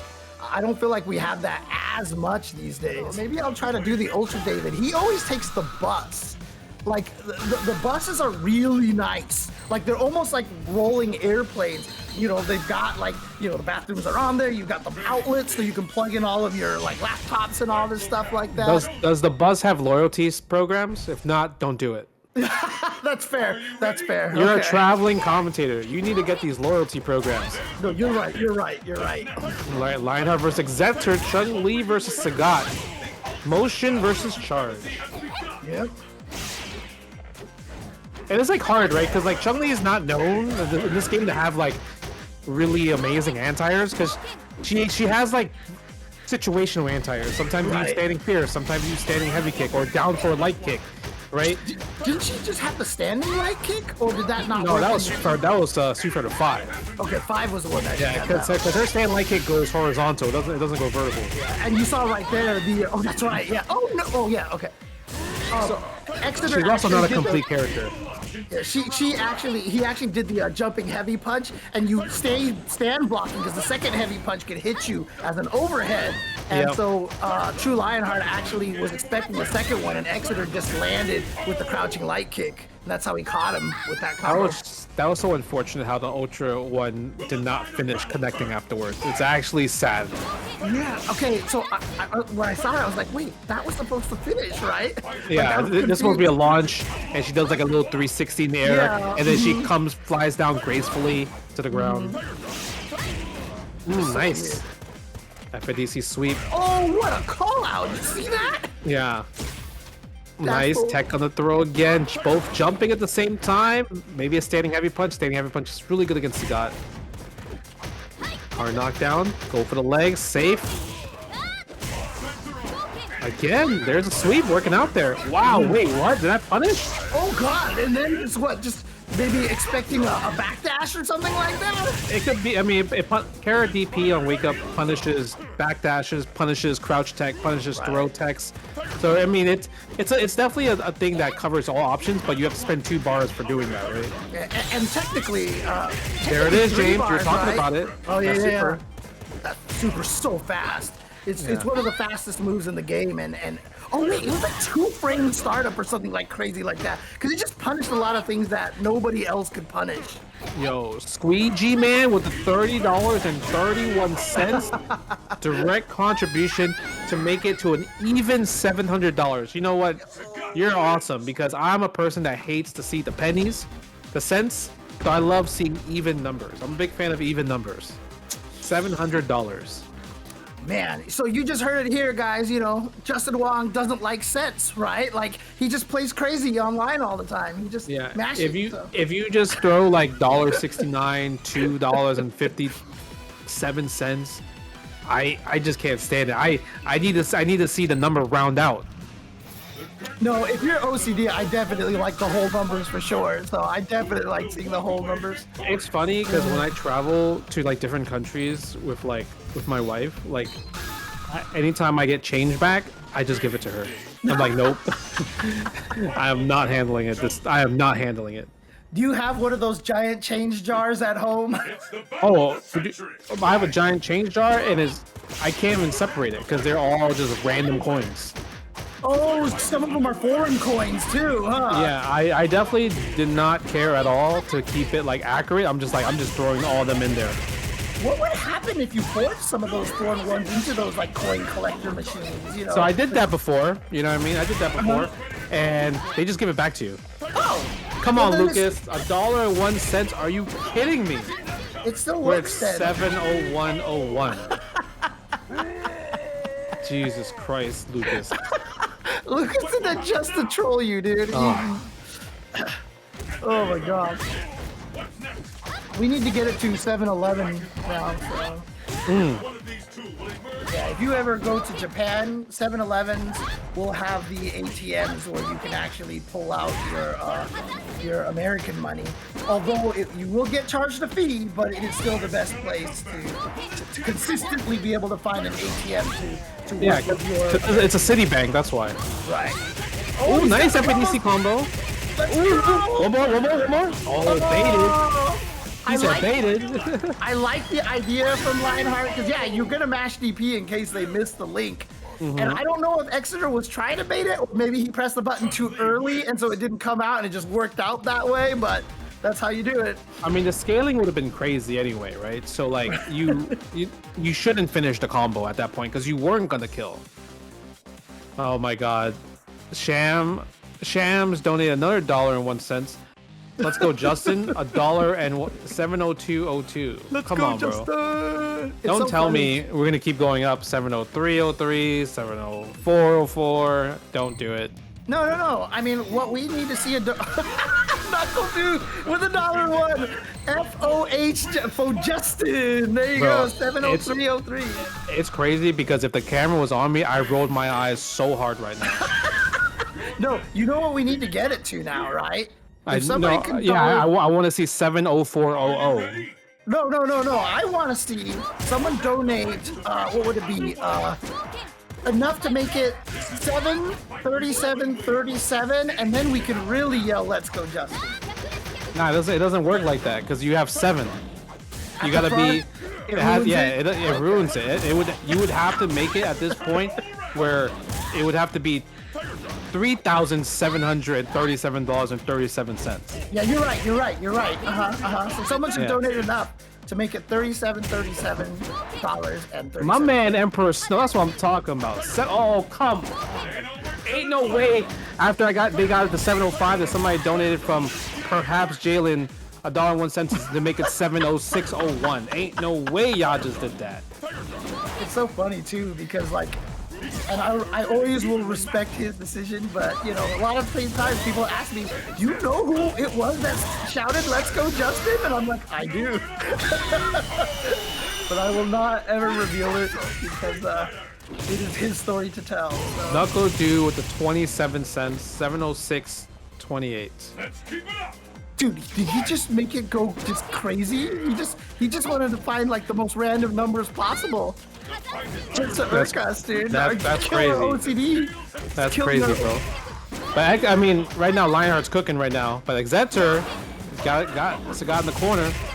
Nice. Go for the legs. Two bars. Expensive. Meaty fireball though. Plus frames. Nice. Dude, that was crazy. Okay, Xeter. Oh, baited. He did it again. I don't know. I don't think that was the mistake. No, I I think he missed the that was a jab. bait. Yeah, I think he missed the jab there. Because Yeah. if he did jab fierce, it would have killed anyway. Right, exactly. So Yeah. that time it was a mistake. Now, which makes me think the first time we saw it might have actually been a mistake. So Jackpot. because I mean, again, Yeah, baby. when Daigo did that crazy combo to Momochi, that was actually meter inefficient. He did it because he just wanted the style on it, right? Yeah. He didn't need to spend the second FABC, but sometimes you just want to style on somebody, I think I saw that someone from Brian. Brian directly donated to TNS $10.10. TNS will take that $10.10 gracefully. Thank you so much. Awesome, dude. Oh, people are really. I'm glad to see everybody's enjoying this throwback to Street Fighter 4. Like I said, Ooh, I love this that. He game- just chilled there. This game means so much to a lot of players. The throw, Exeter, is gonna take game number 2. So he's up 2-1. I was godlike. That last sequence where he's like, because Sagat is lock and loaded, right? You got a full bar and everything like that. So the fact that he just waited the first time around and then Lionheart didn't DP, Exector reacted to that into the throw. And then the second time around, you know what? I'm going to go for the throw this time around. Little creepy sleepy with $1. He says that Justin wants Birdie in Street Fighter 6. Banana stops Drive Rush. You know what? I'm not even too mad about that because MenRD would love Birdie in Street Fighter 6. Oh my god. Dude, But so I was a big fan of Banana because Banana really stopped the chaos. It was a neutral stopper for a lot of times. So I'm down for the Banana. You slip on the banana, you deserve it. It'd be so good. Holy crap. Wow, that would be good. I mean, that's why we saw, what was it? In one of the tournaments, I remember seeing Hurricane pick Terry to counter Aki, to counter Broski. Because every time Aki would throw out the fireball, he would throw out the light power wave so she couldn't drive rush forward, right? That was what he was trying to do. It didn't end up working out because this was before Terry got buffed. So unfortunately, it didn't really work out. Shout outs to Squeegee Man for the $3.72 direct contribution. And Bifuteki with the $3.83. Come on, guys. We're at 714.83. Can we just get $1.17? Keep it civil.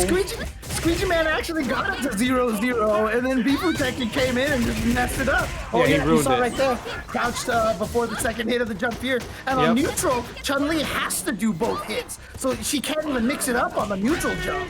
Yeah, it's also hard for Sagat too because Sagat's so tall, so it's harder for him to block block in those situations because it's the two hitters versus the one hit into low because he's so tall. Yeah, absolutely. Yeah, Match point for Xeter though. Yeah. Match point here. Oh, wake up, crouch light punch, a light kick. Was that a crouch kick? Yeah, I think it's crouch tech. Because normally if you crouch tech, it would be the fastest normal, and usually it's crouching lights.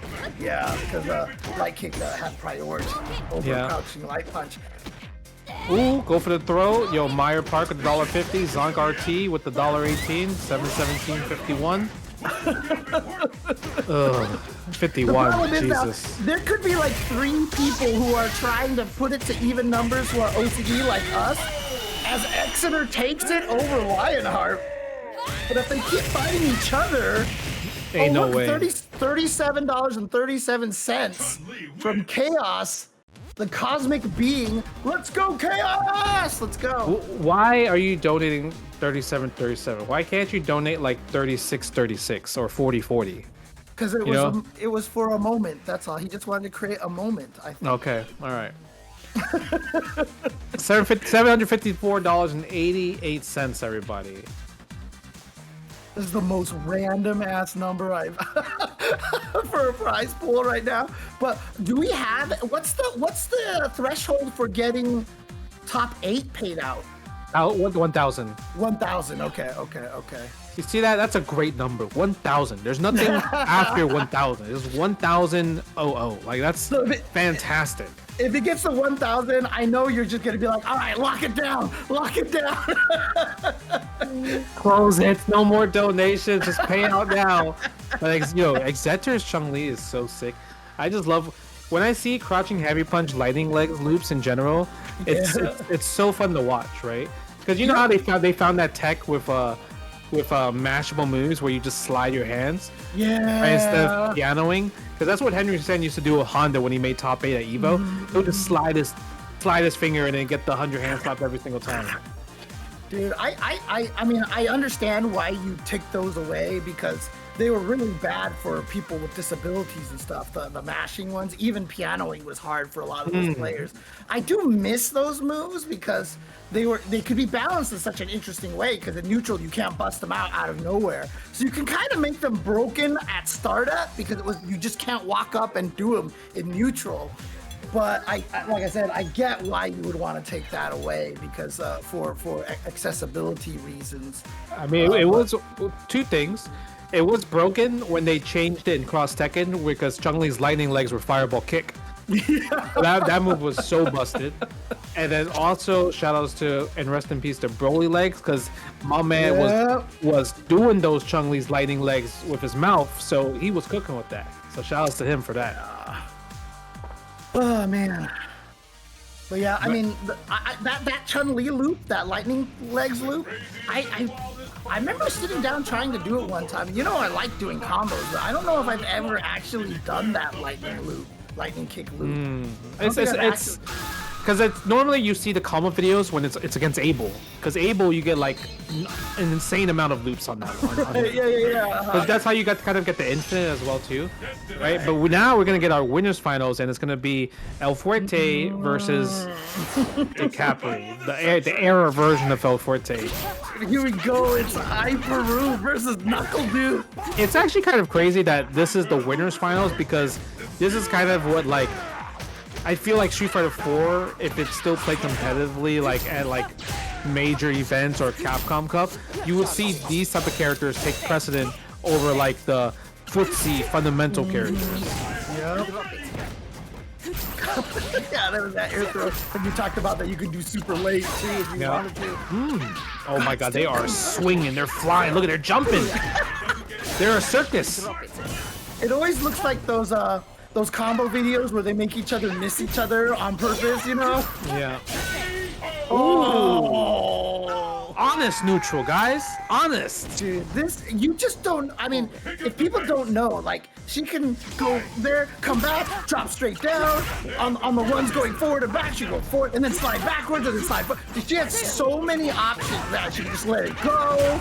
Dude, it was scary fighting this character. It was. Shoutouts to Resgrad for the $2.12 and also Psy K for the $13.37. We're making it $770.37. 37. Okay. Okay.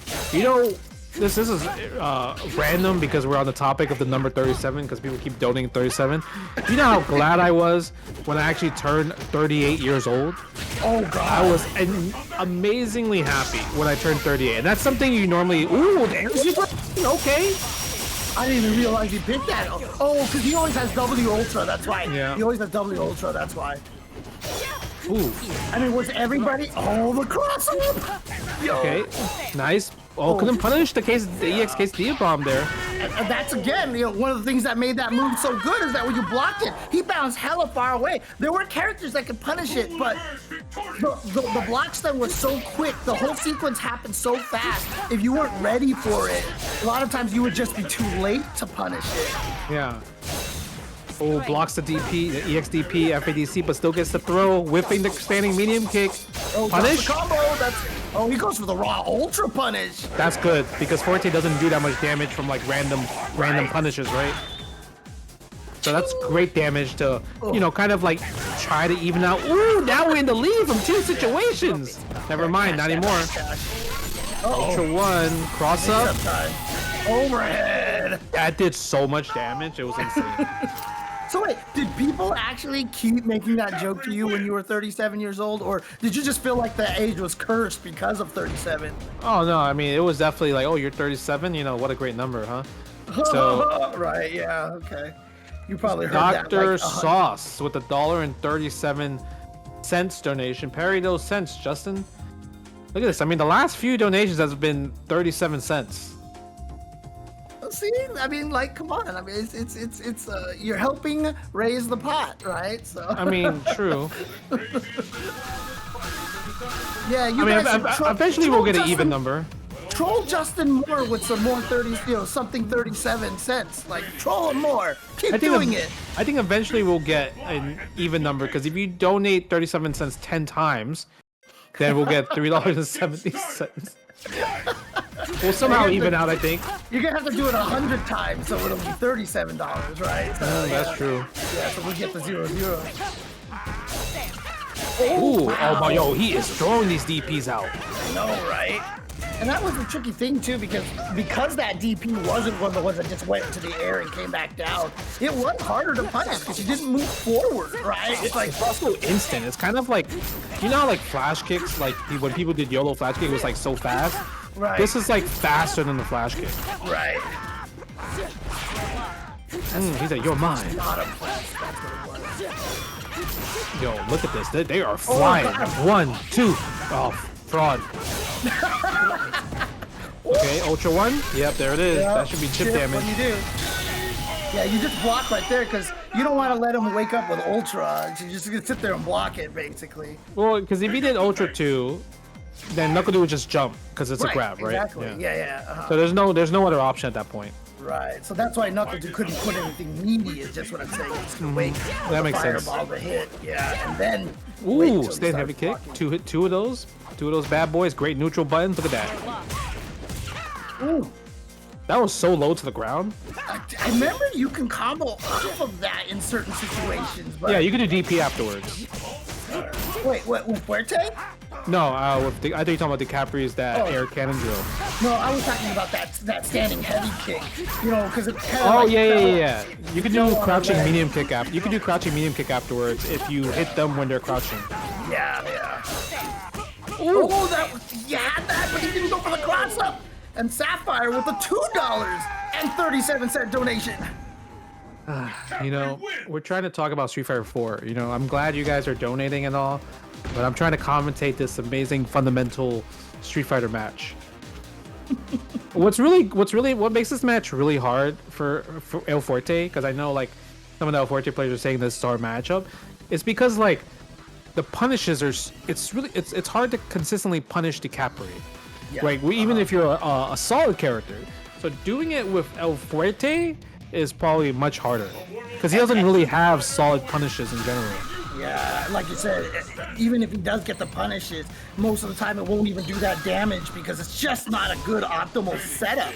And I mean, maybe he should be charging some quesadilla bombs and try to whiff punish those, but it does have startup. It's not super fast, so It's gonna be Yeah, hard to whip punish things with that. Like you always have to do like a button, cancelable button into like splash, right? Into a reset. So it's never like a standard really good punish. Right. Well, he's definitely leaning more into the quesadilla bombs a little bit more. Nice! Using the EX run, the armor through the dive kick and throw. Ooh, baited. Baited. Can you get the punish? Oh, the my punish. I'm telling you. Yeah, look at that. Ooh, I feel like Nuckledu just kind of mashing and it's just working. Ooh, drop it.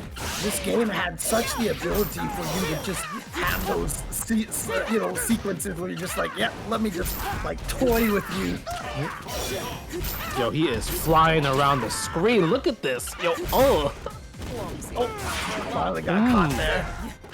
Oh, he backdashed and got kicked out of the air. I think he was scared that focus was gonna let go maybe and go under or something. Yo, what is this match? What is this match?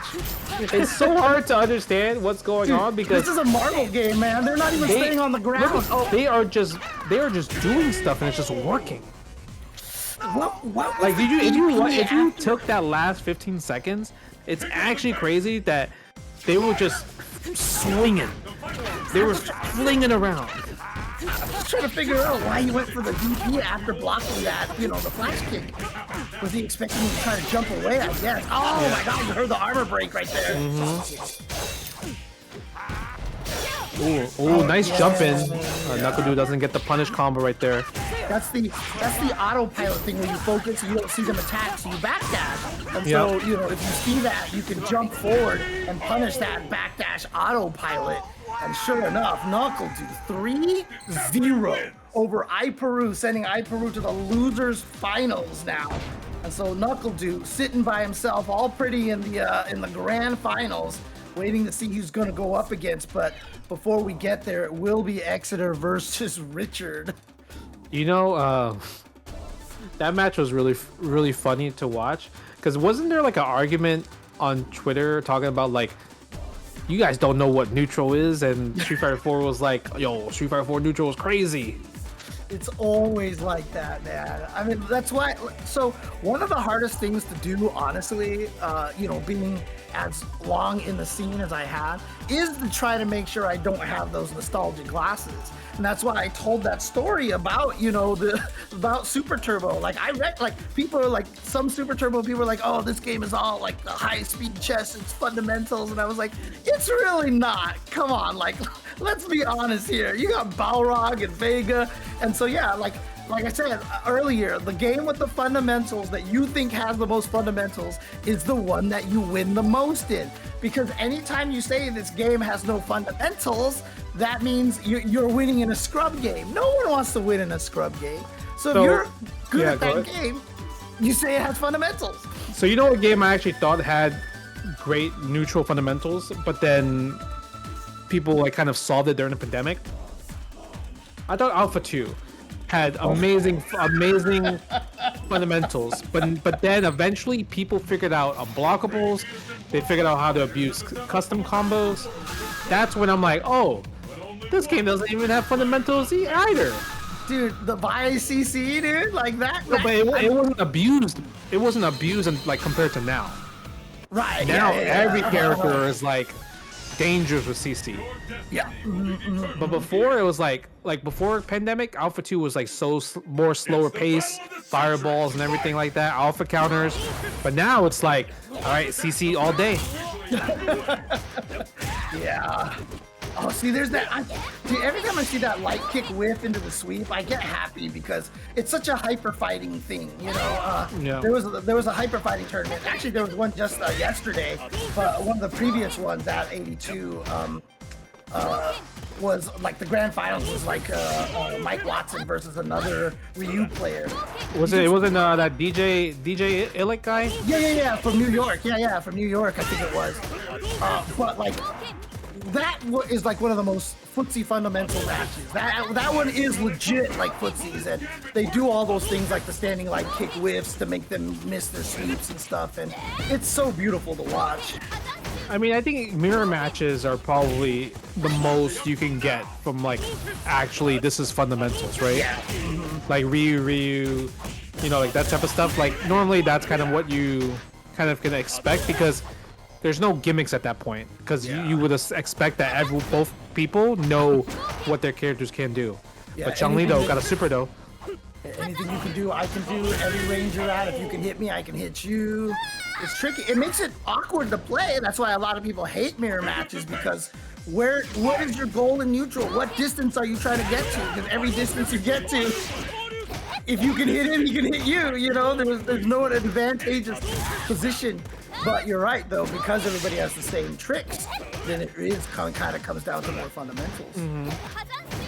Okay, Xeto with the Hazan shoot still has super on deck. Could definitely use it against fireballs or even maybe a sweep. Yeah. Oh, yeah. I mean, it looks like Richard is willing to sweep. You could kind of just bait the sweep out of him and get the super afterwards. But I'm sure he's going to try to win this spending as little meter as possible. Yeah, So nice DP.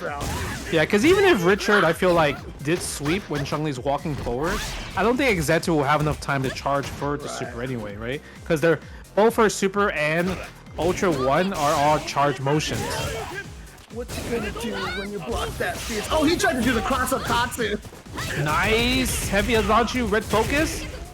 Okay. Oh, I think he wasn't brave enough to do Ultra 1 there. Or maybe he wants to save it for utility purposes.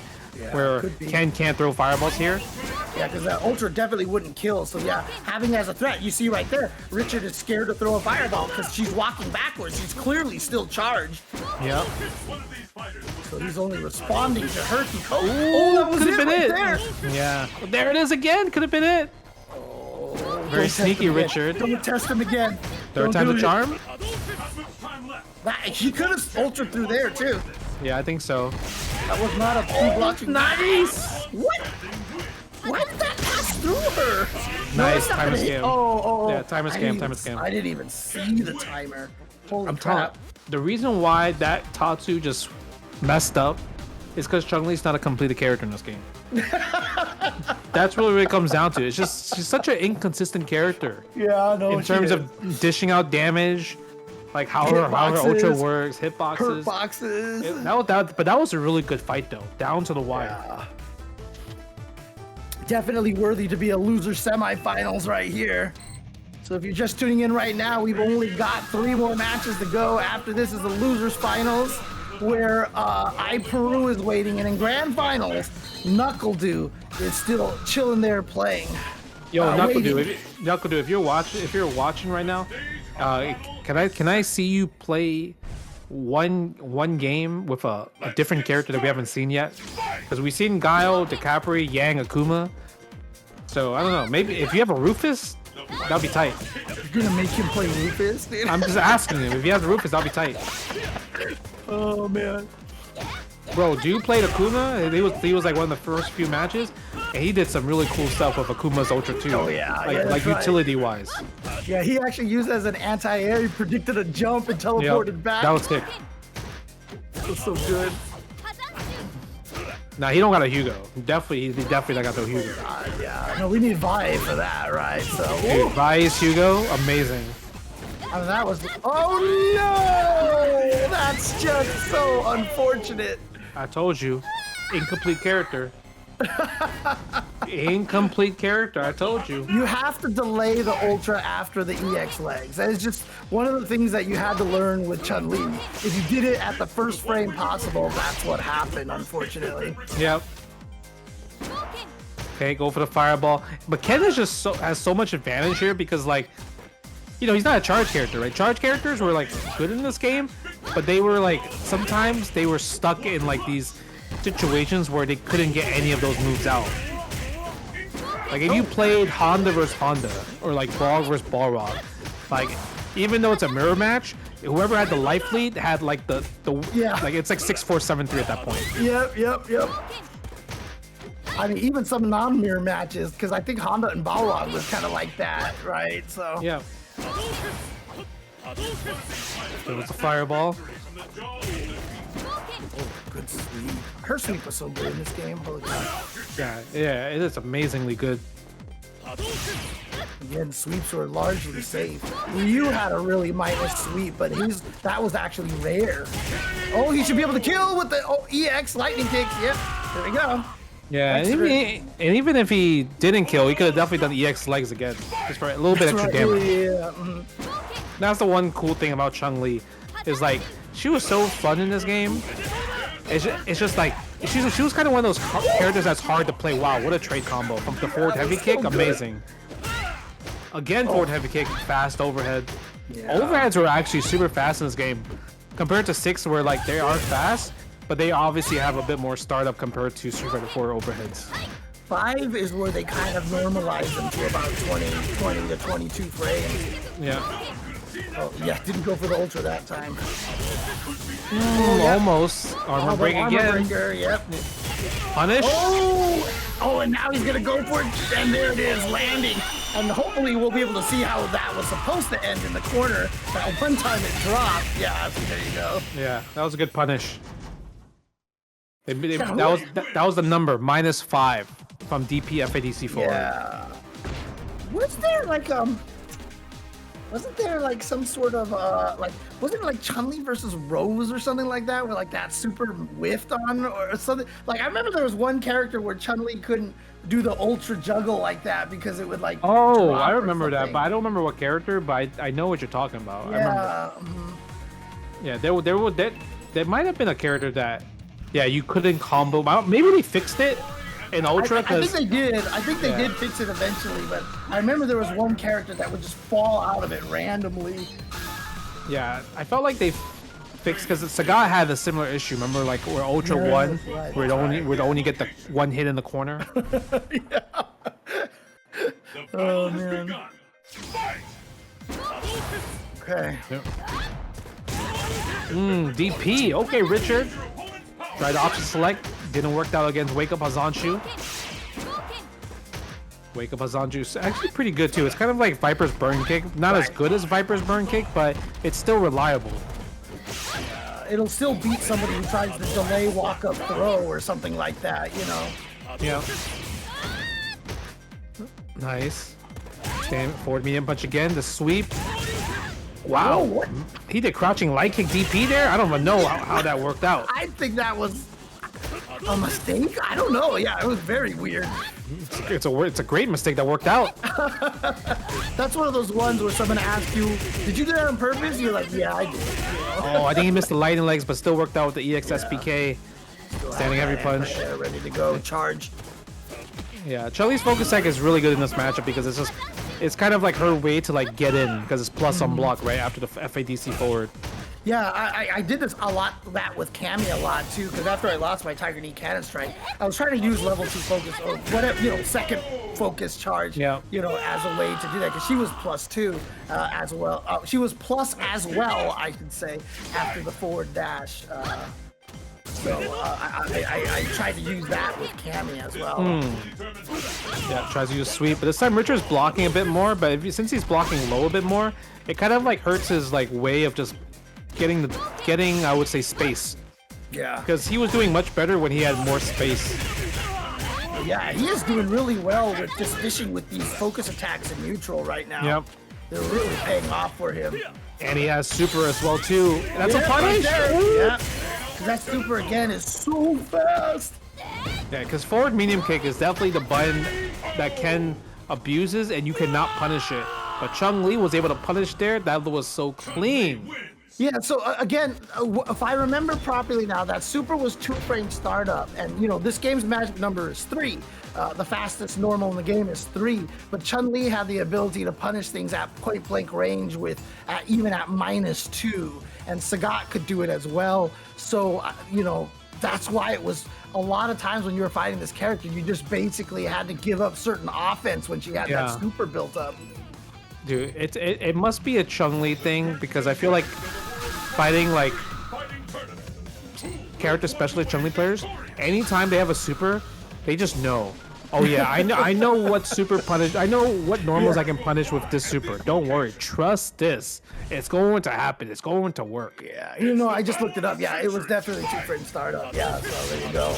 So definitely can punish all sorts of things that actually normally can't get punished at all. It was that super, it was Sagat super, and then also obviously 720s and 360s that could, 720s that could punish those kind of things. Oh, so grapplers are broken. Got it.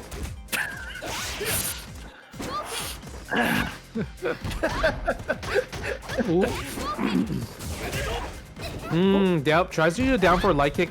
That was one of those the moves that they buffed for anti-airs, but then they nerfed it again, I believe. I think it was 2012. It was really, really good. And in Ultra, they like normalize it where it's not that good.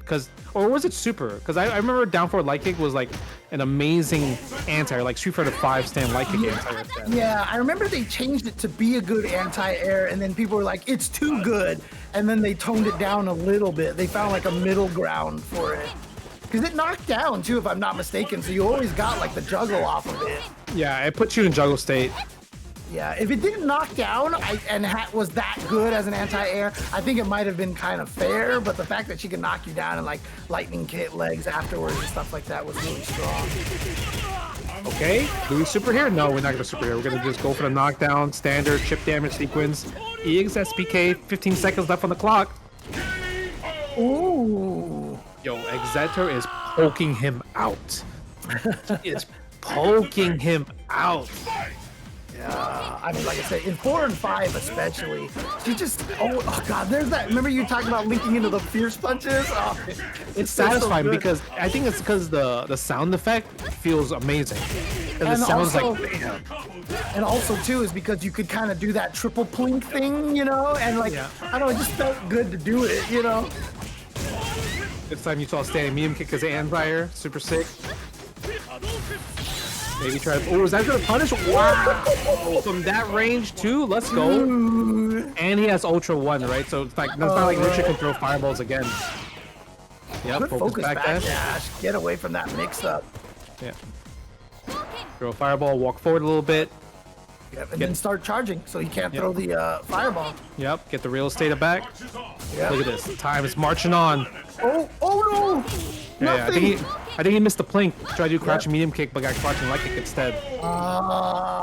And the EX bird kick gonna do it. Exeter with a 3-0 there in losers finals, and he gets the reward of trying to fight El No. Fuerte. He gotta fight the El Fuerte first before fighting the grand boss. Yeah. So I mean, remember Exeter? He lost to iPeru. iPeru's the one that sent him down here. Still in the competitive popular days online. Oh, okay, gotcha.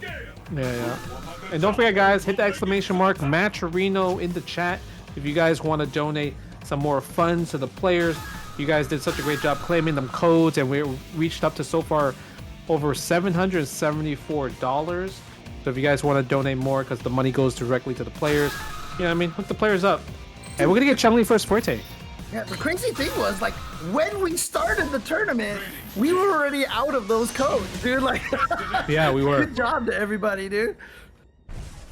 Oh man. But yeah, I mean, talking about your stream and everything like that, I'll just take the time to plug, you can check out my stream as well. Hey, go for it. Twitch.tv/JTensler. But anyways, let's go. Here we go. Losers finals. Exeter versus iPeru. Yep. Goes for the throw.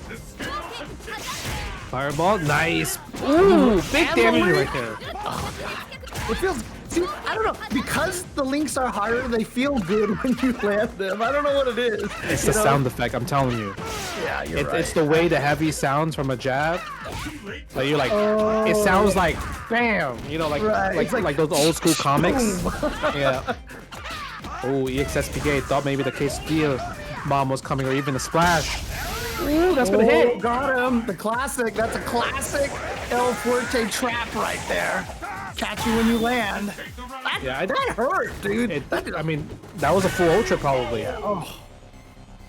Oh man. I mean, speak with your chest. That's what it comes down to. Oh my god.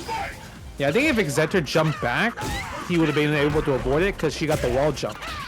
Oh right. Yeah, you're right. Yeah, but I think because he's looking for the Tostilla, that's why he's neutral jumping. Oh man. Yeah. Oh, they're going ham. I mean, because this game doesn't use motion capture, it's actually, you know, just them animating models and stuff like that. A lot of the moves are really snappy, but Fuerte, I swear, it just looks like a flailing like spider, like when you like spray it with Raid, and it's just like, like it's crazy looking, dude. If Street Fighter 4 was motion capture, I would be insanely impressed. Whoever did the motions for Fuerte. Oh man. Ooh. Oh, what a backdash. Yeah, Chun-Li's backdash is one of the best in the game, easily, no problem. Yeah. Like she's kind of has like that Rose backdash, which is like pesky and hard to catch her. Yeah, invul backdashes I always thought were kind of a neat option to have, you know, just another defensive option. Yeah. But then they were kind of considered too strong in this game, even though there were option selects to stop them, but they took them away in 5 and they haven't come back. So I mean, they were kind of strong in 4, especially the really good ones. It's like, that means they could just get out of just, you know, Oki situations every single time, unless you option select. Look at iPeru playing it safe. Run and slide is the scary one right now. I mean, or the quesadilla bomb, just right there. Those 2 projectiles. This is when I saw the fireball, I was like, okay, watch out for run slide. I would have got hit by that too. Holy crap. I mean, both options would have definitely killed regardless, because she was in the situation where she can't take any chip damage, right? And they both go through fireballs when you think about it, because run slide will go under the fireball. Right, yep, exactly. So it's definitely a scary situation. Again, it's like I said, I don't know. I like that chip damage end game. I just like it, you know. Yeah. No, I agree with you. I just think Decapre is the better choice, just because you're fighting fire with fire at that point. Right. Yeah. Training stage. The stage of battle is set. I like when they say fist will fly at this location. Fist will fly at this location. Ready? You know, I didn't take any of the Street Fighter 4 quotes and threw them into 6. I should have. Ooh, he's a quesadilla. Yeah, that roundhouse. Oh, I think the little net code thing right there caused him to drop his combo afterwards, unfortunately. Ooh, nice focus backdash. Here we go. Meaty fireball. Misses the Hazanshi. Saw the standing heavy kick. That was probably Hazanshi right there. Just to go for chip damage. Nice. Yep. Throws the focus. Ooh. Standing heavy kick. No anti-air from iPeru. Just jumping away. Keeping in the distance. Oh, made it, Robert. Yep. Nice focus again. Oh, that's double damage. That's huge. Yeah. No scaling on either of those hits. Oh, yeah. What? That was not what he wanted to do at all. It was the turnaround that messed it up, but still manages to get the win on that round. Yeah, the reason why you get the down for a light kick in this situation, because normally when people are holding crouch, they're holding down back, right? Yep. And that's why that button came out. No punish. That's a sweep punish. I think, yeah, usually Chun-Li, if she blocks a splash, she can get sweep right away if you're fast enough. Oh, Jump okay. fierce. Nice. Wow. Even got the single stop right there, but wake up EX to absorb the meaty lightning kicks and still get the throw afterwards. There it is again. The second hit of jump fierce. Hitting all Fuerte because he crouched low. Ooh. Air throw. Tostada. Again. You can't afford the chip damage. That's gonna go through. Yeah, it's too easy for El Fuerte to avoid that situation. If you haven't committed to the follow-up yet, I mean that like the jumping the jump just comes out so fast. It is. No jump fierce. I feel like at that when xZer hit the first jump fierce and it worked, I would use that after the forward throw every single time until iPeru shows that you can block it instead of going for the chip damage. Because it's kind of like a tell at that point. Interesting. That's the dive kick. That's Chun-Li's dive kick. Hazanshi. That was like a little bit of subterfuge just by throwing one of them out there on whiff. But here we go, quarter situation. Ultra! No, he tried to ultra. That was supposed to be an ultra right there. You saw him pumping for the ultra, and then the EX bird kick came out, and it looks like he tried to do one really fast because he was at the end of the motion already, and so he had to redo the entire input, and it messed him up because he tried to do it too fast. The ultra would have definitely killed too, because that was like max damage at that point. You're talking about Pepidai, Civilized Worm. That was the Fuerte player. Bam, bam, bam, bam, bam, bam. Survival to the fittest. Chun-Li and iPeru 1-1. This is the loser finals. So like loser gets third place, and winner will keep going on to fight the grand finals Nuckledu himself. It's the battle of the century. Fight! So right now, 1-1 here. So definitely a close fight here. Yep. Ooh. Splash again. Yep. Catch the backdash with the slide. Nice link right there with a crouch jab, short, medium kick. Yeah. Okay. Forward throw again. Yeah, I really want Executive to do jump fierce. If we could see some more jump fierce. iPeru actually woke up with a backdash, then EX run backwards to absorb the armor, have the armor absorption. So here we go. Okay. Exeter getting the hit, combo in the corner. Actually did pretty decent damage, honestly. Yeah, it did. Crouching sweep again. Nice air throw. Maybe we're gonna bait something again. Ooh, jump fierce. Tortilla. I wonder if the standing light kick doesn't work against Chun-Li after the Tortilla in the corner. I mean, you got Chun-Li jumping back like that. I felt like that was what iPeru wanted out of Exeter, but he didn't go for the anti-air. I don't think the wall jump would have been able to escape. He did maybe. Get run, stop, and Exeter jumped backwards, but nothing over there. But that's fine. That's fine. Yeah, folks, attack again. No, goes for the slide. Just focus out instead of going forward dash, go for a throw instead. Curious how many people in the chat, this really is the first time they've seen Fuerte, because I'm seeing some people are just like, oh my god, what is this character? They're like, don't bring him back, please. I hope that's god. Right, that did that thing! Oh, that did so much damage. Double standing heavy kick, that was so unfortunate. Oh, what a reaction! It was Still weird, not dead though. That standing heavy kick never hit twice unless the first hit got focused or something weird like that. There was some weird behavior on that. Yeah. Okay, here we go. Lightning legs. Oh, using the armor again. Splash, splash. You couldn't afford to focus that because you are unable to afford the life after that. See Manny Fuerte in the chat. You didn't name yourself after this character, did you, Manny? Oh, shoutouts for the raid from Cyclopsors.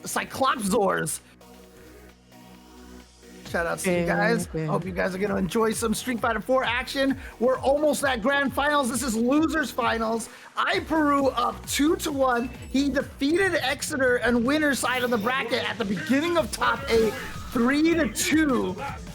Exeter needs to win 2 matches here to try to win the run back, but iPeru, if he can take this, will get his run back versus Nuckledu in grand finals. Shoutouts to Bobcustomgamer with a $20 direct contribution. We're at $794.11, almost $800.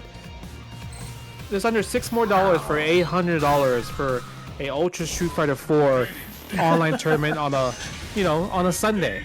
Yeah. What is it? $5.89. We don't have to say that. We can just say $6. You know what I mean? Just round it up. We don't need any of these pennies, cents going on. Mrs. the opposite select. I want them to donate that much so we can get it to 0-0, right? All right, that's true. Ooh, sweep again, backdash sweep. Ooh, yo, they are moving. Punish? Oh, I'm surprised he went for the sweep instead of crouching fierce legs instead. just goes for the sweep afterwards and caught him standing up again. Yeah, Out I of mean, there. it's plus, right? I might as well. You can press any button afterwards. And that's Nice another back thing too that made Fuerte so strong was he could get out of the corner really well. It was so hard to keep him trapped in the corner. Yeah, you need the offense. Yo, Yuri Borgs with the $7.37 donation to round it out to $801.48. Wow. Let's go, guys. Shout outs to everybody who's donated. Thank you guys so much. I mean, I'm sure so far. these players are very thankful as well, for sure. Ooh! Oh, you hear that glass breaking right there. Yeah, forward medium punch right there. Oh, he is Hazan shooing. Nice punish right there. She does have super now, so she can punish a lot of these things now. A lot of things right now. It's so scary. But it's hard to think about because like, do you save the super or do you use the lightning legs, EX lightning legs to go for ultra too? Right. You have to make a decision, right? Well, I mean, I think if the super would kill, obviously he's gonna do it. So now he spends the bar. Yep, throw Chip beats is the a wake up danger. armor. What a read! Jump fierce. Like I said, it's so hard to keep Fuerte contained in the corner, and he read that one and actually was able to counter iPeru trying to make it out of the corner. Nicely done. I felt like that was such a satisfying hit. Like that was good. That was such a good call out there too. Yes, yes. Yeah, no fly zone. 2-2. Here we go, final game. Yeah, final game right here. It went to final game between them last time. Like I said, Exeter lost 2-3. Can he win this run back, or is iPeru gonna once again shatter Exeter's dreams right at the last second? Destination confirmed. Okay, let's see. Are you ready? Chun-Li out Fuerte. I mean, at this point, they probably know like what to expect from each other. It just becomes down to can they react fast enough, right? Right. Can they react and just have the right reads? You know. Yeah. I mean, sometimes it doesn't matter what the matchup is. If you just have the right reads the entire time, you can win anything. Yeah. Speaking of reads, that's four clean hits in a row for iPeru, but the backdoor makes that to wow. The reads stopping the Zanshu. Get off of me. Oh my god. I mean, this is what Fuerte players like. I mean, Fuerte players like using this character because it's kind of trolly, right? Like you feel like a genius when you're like blowing people up with these reads. Yeah. Exeter has the life lead just a little bit, but iPeru, I mean, one splash can change it up. One case of Diabomb would actually take off all of Chun-Li's life if it hits. Oh, that was chip damage, I believe. Yeah, I think maybe he was scared that she was going to be able to come in with that Hazanchu, and the total added might have been enough to chip. Yeah. Okay. Jump fierce. See, I'm telling you, I told you, the jump fierce. You gotta abuse that, Exeter. He's not ready for the second hit. He's not used to it anymore. Yeah, I mean, in a lot of modern Capcom Street Fighter games and also other games, they kind of changed it so those double hits in the air, the second ones aren't overheads because they didn't want to make it that confusing. But I mean, Yeah. That should be it. Yep. perfect. No, he the punish, but he still does get the standing medium punch, and so there it is. Exeter does run it back, and he takes it with a perfect. His revenge game here with a perfect, and he will be the one going up against Nuckledu in grand finals. All right. Yeah, I mean, this is gonna be a tough call because obviously we talked about how amazing Nuckledu is, like just amazing players at like towards the middle of Street Fighter 4, and also obviously all of Street Fighter 5, and now Street Fighter 6. So it really comes down to like, is Exeter's experience of just constantly still keeping up with Street Fighter 4 enough to take down Do? But Do also plays a lot of Street Fighter 4 as well too, right? On his spare time, on his stream, and he has so many characters. Right, yeah. So many characters. Yeah, that's always one of the scary things when you don't know what to expect going into the match. But I also want to say I completely respect. I see Exeter in the chat. He says, "I need more money." So, I mean, he's a family man. Oh, there you go. There you go. Yeah, he's a Is it- family man. It's the diaper power up that we know, all about that, right? So, know all about that in any case. So They really nah, Nuckledu, you got no Rufus. I don't believe in you, bro. Let me see the Rufus. You got a Rufus? okay. You got a Rufus? Let me see the Rufus. I believe it. Come on, Nuckledu. I want to see it. Let's go. I mean, Rufus fights some Chun-Li. Rufus fights some Chun-Li, so I mean, it's not a bad choice. Oh man. Because if you think about it, a lot of Nuckledu's characters fight Chun-Li very well, right? You have Guile, you have Decapre, you have Akuma. Like Chun-Li is not a character. Like Chun-Li's a character that's like really good, but it seems like it's kind of easy to counterpick her in this game. Chun-Li. Yeah. I mean, who do you feel like are the true counterpicks to Chun-Li? I feel like, let's see, counterpicks. That probably maybe I think Guile does a really good job. Oh yeah. Okay, yeah. All right, Guile does an amazing job, and I feel like dive kick characters naturally do an amazing job. Akuma does an amazing job against Chun-Li. Even really good buns like Rolento could do a really good job. Poison could do an amazing job because her fireball's kind of like Chun-Li's, but it's motion. Yeah. I mean, it's a weird thing is that Poison, like, I just remember fighting her in Final Fight. She like flipped and jumped all around the stage and did all this stuff, and then she turned into a fireball uppercut character, which is really odd to me. So I really like what they did in Street Fighter V. But I mean, remember, Poison's EX Fireball was better than Guile's EX Sonic Boom. It was crazy. That move was so good. I love Poison's fireball. Poison's fireball game was really fun. It was strong. All right, we're gonna see the Rufus. Here he is. Using using Ultra One, maybe to like if you press this Crouching Fierce, the Ultra One punish there. Oh my god. Yep, goes for the throw. I'm gonna let you evaluate this because you know Rufus is better than anybody else. Oh, this is the combo though. Yeah. So I remember when I went to Japan, Nemo, before Nemo got more popular in Street Fighter 4, he was playing Chun-Li. And he was smoking me with Chun-Li in the arcade. Like, I couldn't beat Nemo at all. In this matchup? Like, in vanilla, yeah. Vanilla Street Fighter 4. Okay. Ooh, dive kick. Because Rufus has never been stronger than his vanilla iteration, right? Like, that was probably the best Rufus, right? I would say vanilla or 2012. Okay. Because 2012, they fixed the EX Messiah kick where it doesn't go over people's heads. That's right. I forgot about it going over people's heads.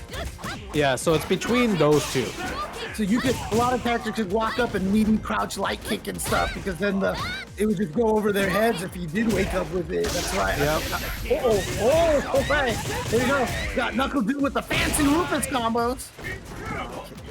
Okay. Ooh, tries to go for a cross up maybe, but the XSPK blowing up. Only one hit. That's a punish. Oh my god. There it is. He said he would take one loss for you. He hasn't lost yet. He can still take this. And Rufus has a lot of bar. That's a lot of VX Messiah kicks to throw out.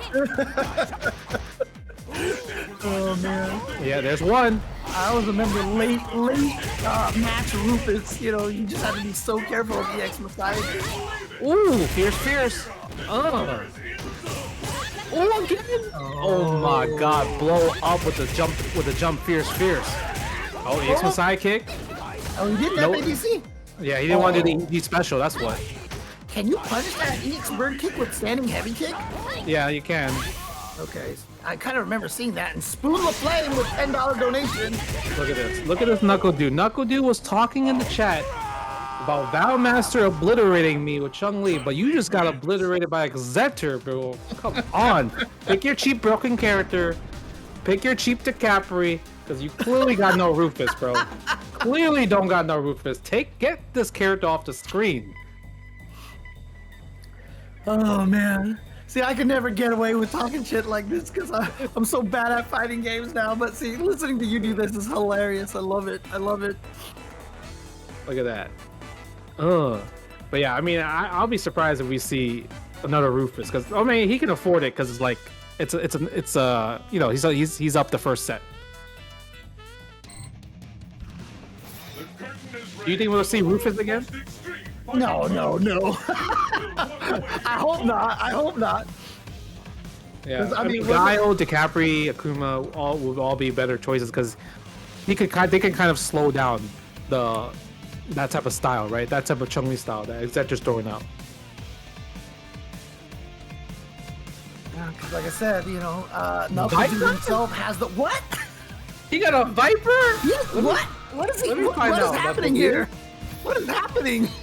Nuckledu with the Pad Viper? Uh-oh, let me see.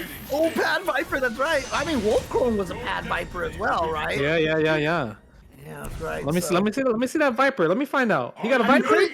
craziest one to me is still Beautiful Dude with the Pad Zato. You know, that's always gonna still be one of the craziest ones to me. Yeah. Ooh. Okay, go for the full. You know, Latif was a Pad Eddie player before he switched to stick. Was he? Because he was living not in, you know, Saudi Arabia, right? Right. So they didn't have joysticks. Oh, so he just had to by because he was kind of forced to. Yeah. Ooh. Oh my God. Oh God, that scream! Jeez. Pick up the pace. Fight! The fight is officially underway. Oh nope. Incredible technique. Ooh, focus attack. I don't know what it was that Nuckledu tried to do and just got caught. Exeter's on point with all of his combos right now. He said he needed more money, right? That's what it comes down to.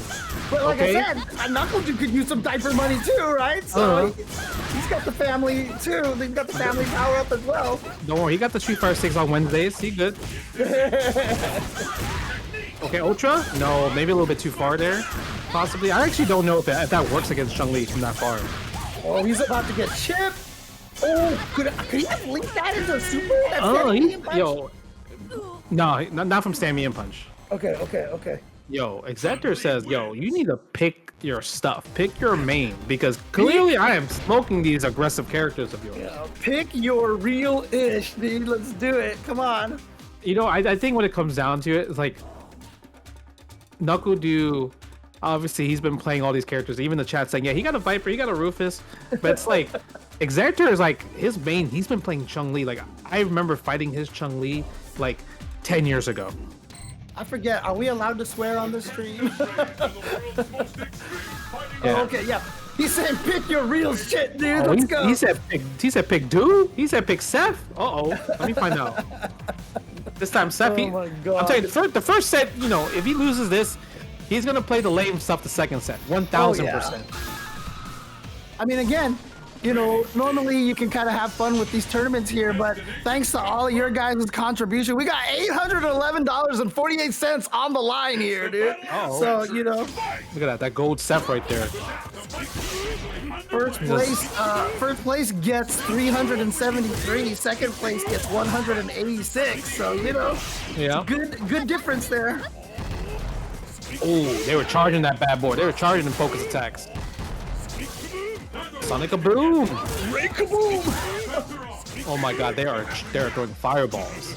Yep, suction, no command throw. Oh man, I forgot they had tweaked the suction a lot with like frame data. I can't even remember what all of it was now. I know I couldn't press a button. That's a punish. Yep, that's a punish. Dude, Xector punishes everything. Ultra 1, Super. Like, he will always have those punishes on deck, it seems like. One hit away. Oh, he tried. Oh, he's gonna be able to get the ultra here. Oh, now he Not can't dead. get the ultra here. Yeah, good job not teching. Yeah. That's gonna hit. Ooh, freak, he forgot. I was about to say one of the weaknesses of Nuckledu, you know, playing these characters that he doesn't normally play all the time is he's also less familiar with what can be punished by characters. So if he's just kind of playing by feel, but then right there, Exeter kind of fell victim to that too. He on a move that he shouldn't have. it's kind of hard because he's probably thinking, man, I can't let him throw a sonic boom because I'm at chip range, right? So I'm forced to kind of throw more aggressive fireballs. That was a lot of lights. Yeah, I mean, Seth is a string character. Jab short. And if you're trying to hold up because you're scared of the command throw, that's where the crouching short hits. Ooh, DP. Oh, but he missed the FADC. Okay. Yeah, there it is. There's that classic combo. Yeah. There it is. Do we have enough charge time for Ultra 1 though? We're walking forward. We kind of don't.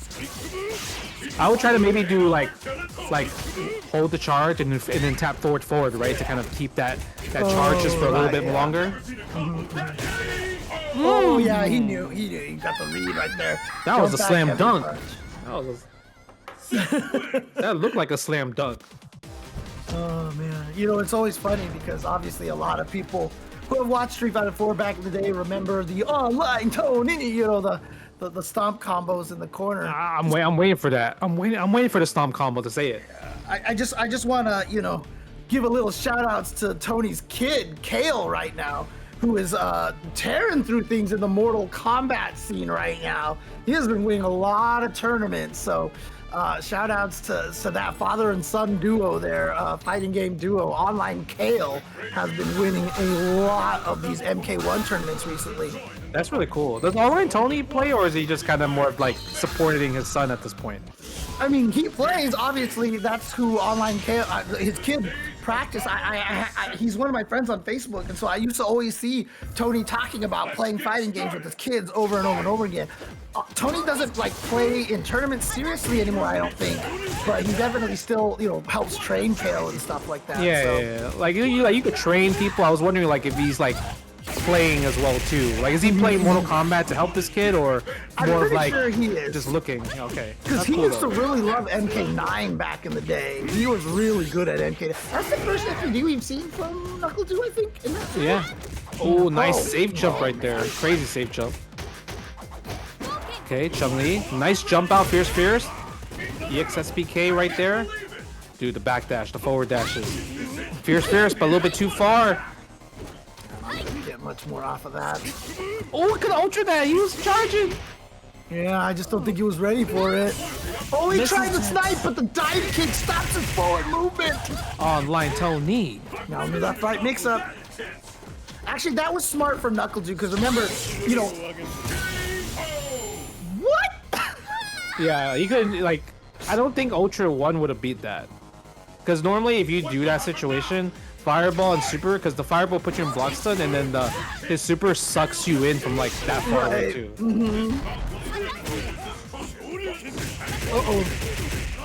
Big opportunity here. Oh, just nice combo. Doesn't go for the sweep option. Oh no, fade it out.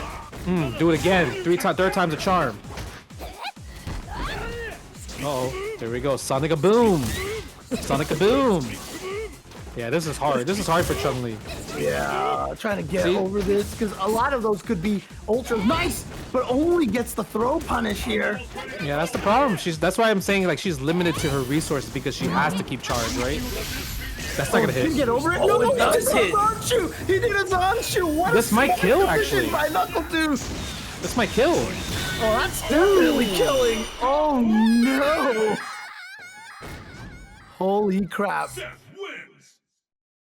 You know, in my head, I would expect Zangief to go over the Ultra 1. I think, you know, maybe only I forget, does the light one go higher? No, because he did heavy one, so to go for like the chip damage scenario. So, because the heavy Zangief goes through fireballs because it's so high. So I assumed that it was going to beat Ultra 1 off of that. So chat says it does go over Ultra 1. But I guess maybe the timing was off, or maybe Nuckledu delayed it a little bit, possibly, or maybe he messed up. Yeah, they might have just mistimed it, unfortunately. So, oh man. All right. So Nuckledu, after spending a couple of games on some extraneous characters, is trying to just take this 3-0 and still win this very first set, not giving Exeter a chance to even take one set here. Oh, he's going for Robo Seth now. Ooh, Robo Seth. Okay. Crouch fierce into legs. Ooh, jab fierce. Nice. That's gonna stun. Yeah. And that's probably. Oh no, it's still a lot of scaling over here. Yeah, it wasn't gonna kill. Yeah, it's Chun-Li, right? Because she's all these multi-hitting characters and everything. It's a Sonic Boom. Oh, nice. Gonna catch that. But I mean, it is gonna be good damage, but Exeter's still gonna have a lot of life left here. But he has to deal with the mix-up. Teleport. Oh, he stayed in front, but he didn't get the combo off of that. No. Oh, this is the lame stuff. Yeah. I'm telling you, Dash Ultra. Dash Ultra. If you're Exeter, yeah, I mean, you've got the lead. You've got an Ultra here right now. Oh, I thought, was that too far away to punish that standing heavy punch with the Ultra? Yeah, maybe. Or maybe he didn't have enough charge or he didn't believe in it. Oh, there, yeah. that's a punish. Yeah. There you go.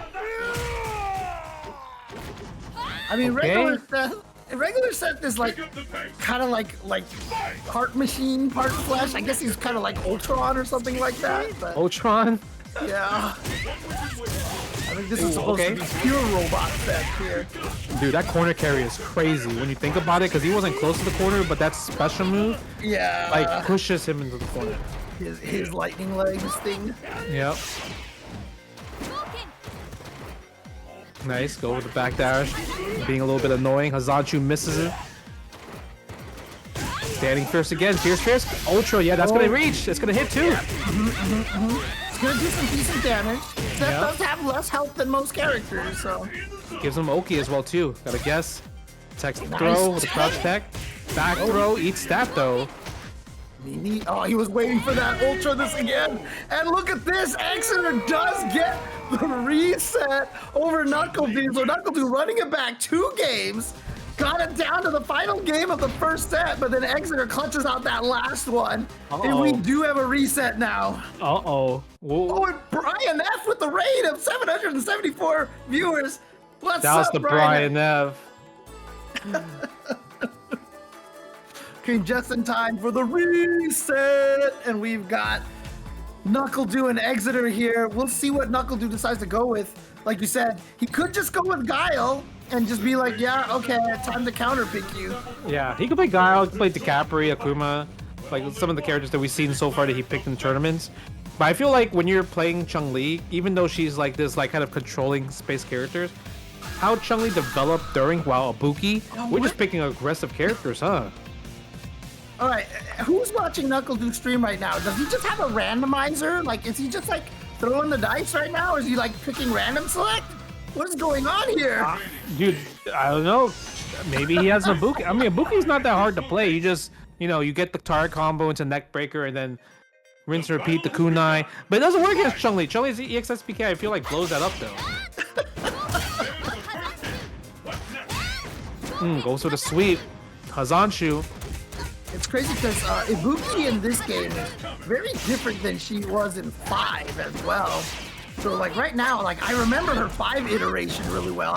I can't remember exactly what 4 Ibuki was. So pretty much everything leads into knockdown into kunai, like 50-50 left right. That's right. She was just an Oki character like this. That's right. I forgot.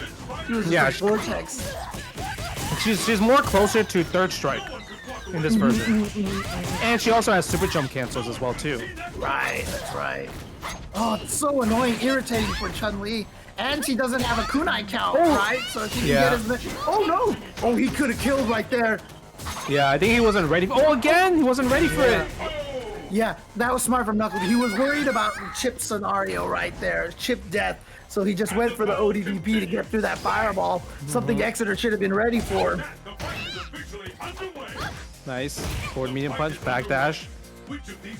Not sure if Ibuki can option like Chun-Li's backdash, but maybe. We'll see. We'll see if Nuckledu has the options like with Ibuki. Right. Yeah, it goes for the forward medium kick. Even though it's like a slow overhead, it's like plus on block as well too, because it's so slow. Nice neutral jump. Yeah, good air to air right there. Yeah. Well, that air to air roundhouse from Chun-Li was so good. I miss also having different moves when you neutral jump. Oh, here we go. Neck breaker. Time to guess. Left to right. Catches the delay. Get up. Set up. Oh, with the reset. Cheeky reset. Oh no, messed up. I think he was trying to.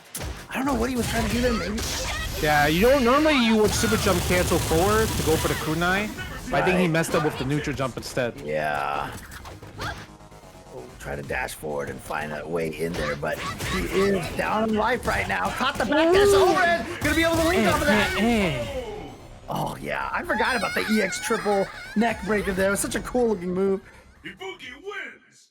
Yeah, which it definitely is a really cool looking move too. And he does the most it does. Like, he could have done Ultra too, but I think in that situation, he's like, you know what, I'm going to keep it simple using EX Neckbreaker for the more damage. And even if he doesn't die, you got to take the hard knockdown, like Ogi situation, right? So it's kind of a chip kill situation at that point. Nuckledu. What is Exeter thinking here? Is he thinking about switching characters? No, I don't think so. I think he's sticking with Chun-Li the whole entire time, because that's like his best character by far. Yeah, okay. Yeah, there it is. Gonna stick with it. And actually, I mean, because that was what, 2-1 round, right? It was still close, so. Yeah, it was still pretty close. When you play Exeter a lot on your stream, Chun-Li is his main, right? So. Yeah, Chun-Li is his main. Oh, the jump! I like the casual wear Ibuki outfits. Like, usually the casual outfits for like characters are like kind of my favorite.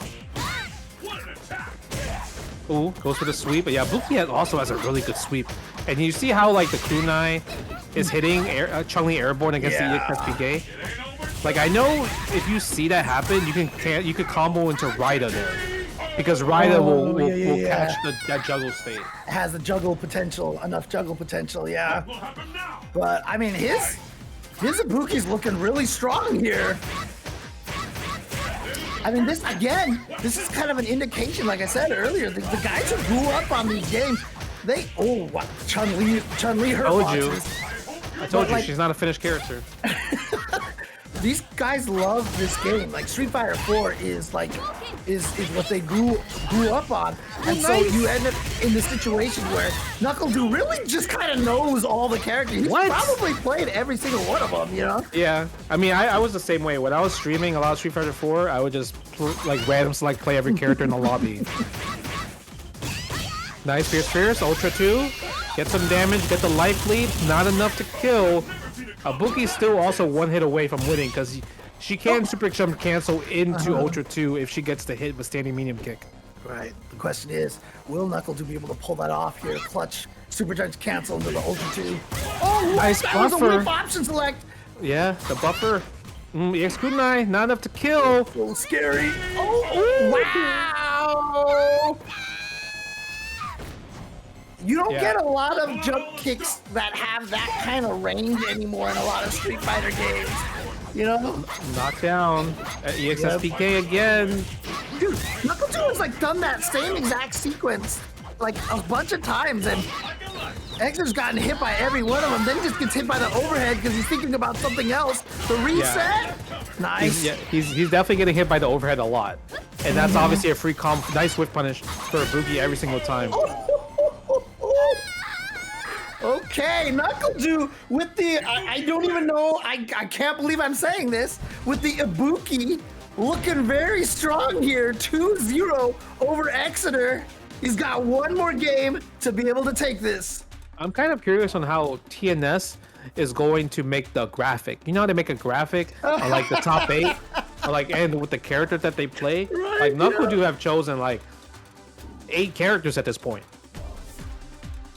I mean, it would be so hilarious to see that winning graphic and having Nuckledu next to Ibuki, just because that's who he won with. Yeah, people would be like, Ibuki? Random? Because, I mean, like, here's the crazy thing is that, you know, prior to this set, Seth, I mean, if he really is just playing random select, he might have even got Seth randomly, but, like, Seth is, like, the only character he's played twice then, right? Yeah, no, if you see random select, it shows up. When you lock it in, it'll show question mark. Oh, that's right. Yeah, that's right. You'll only see the character at the little tunnel screen. Right.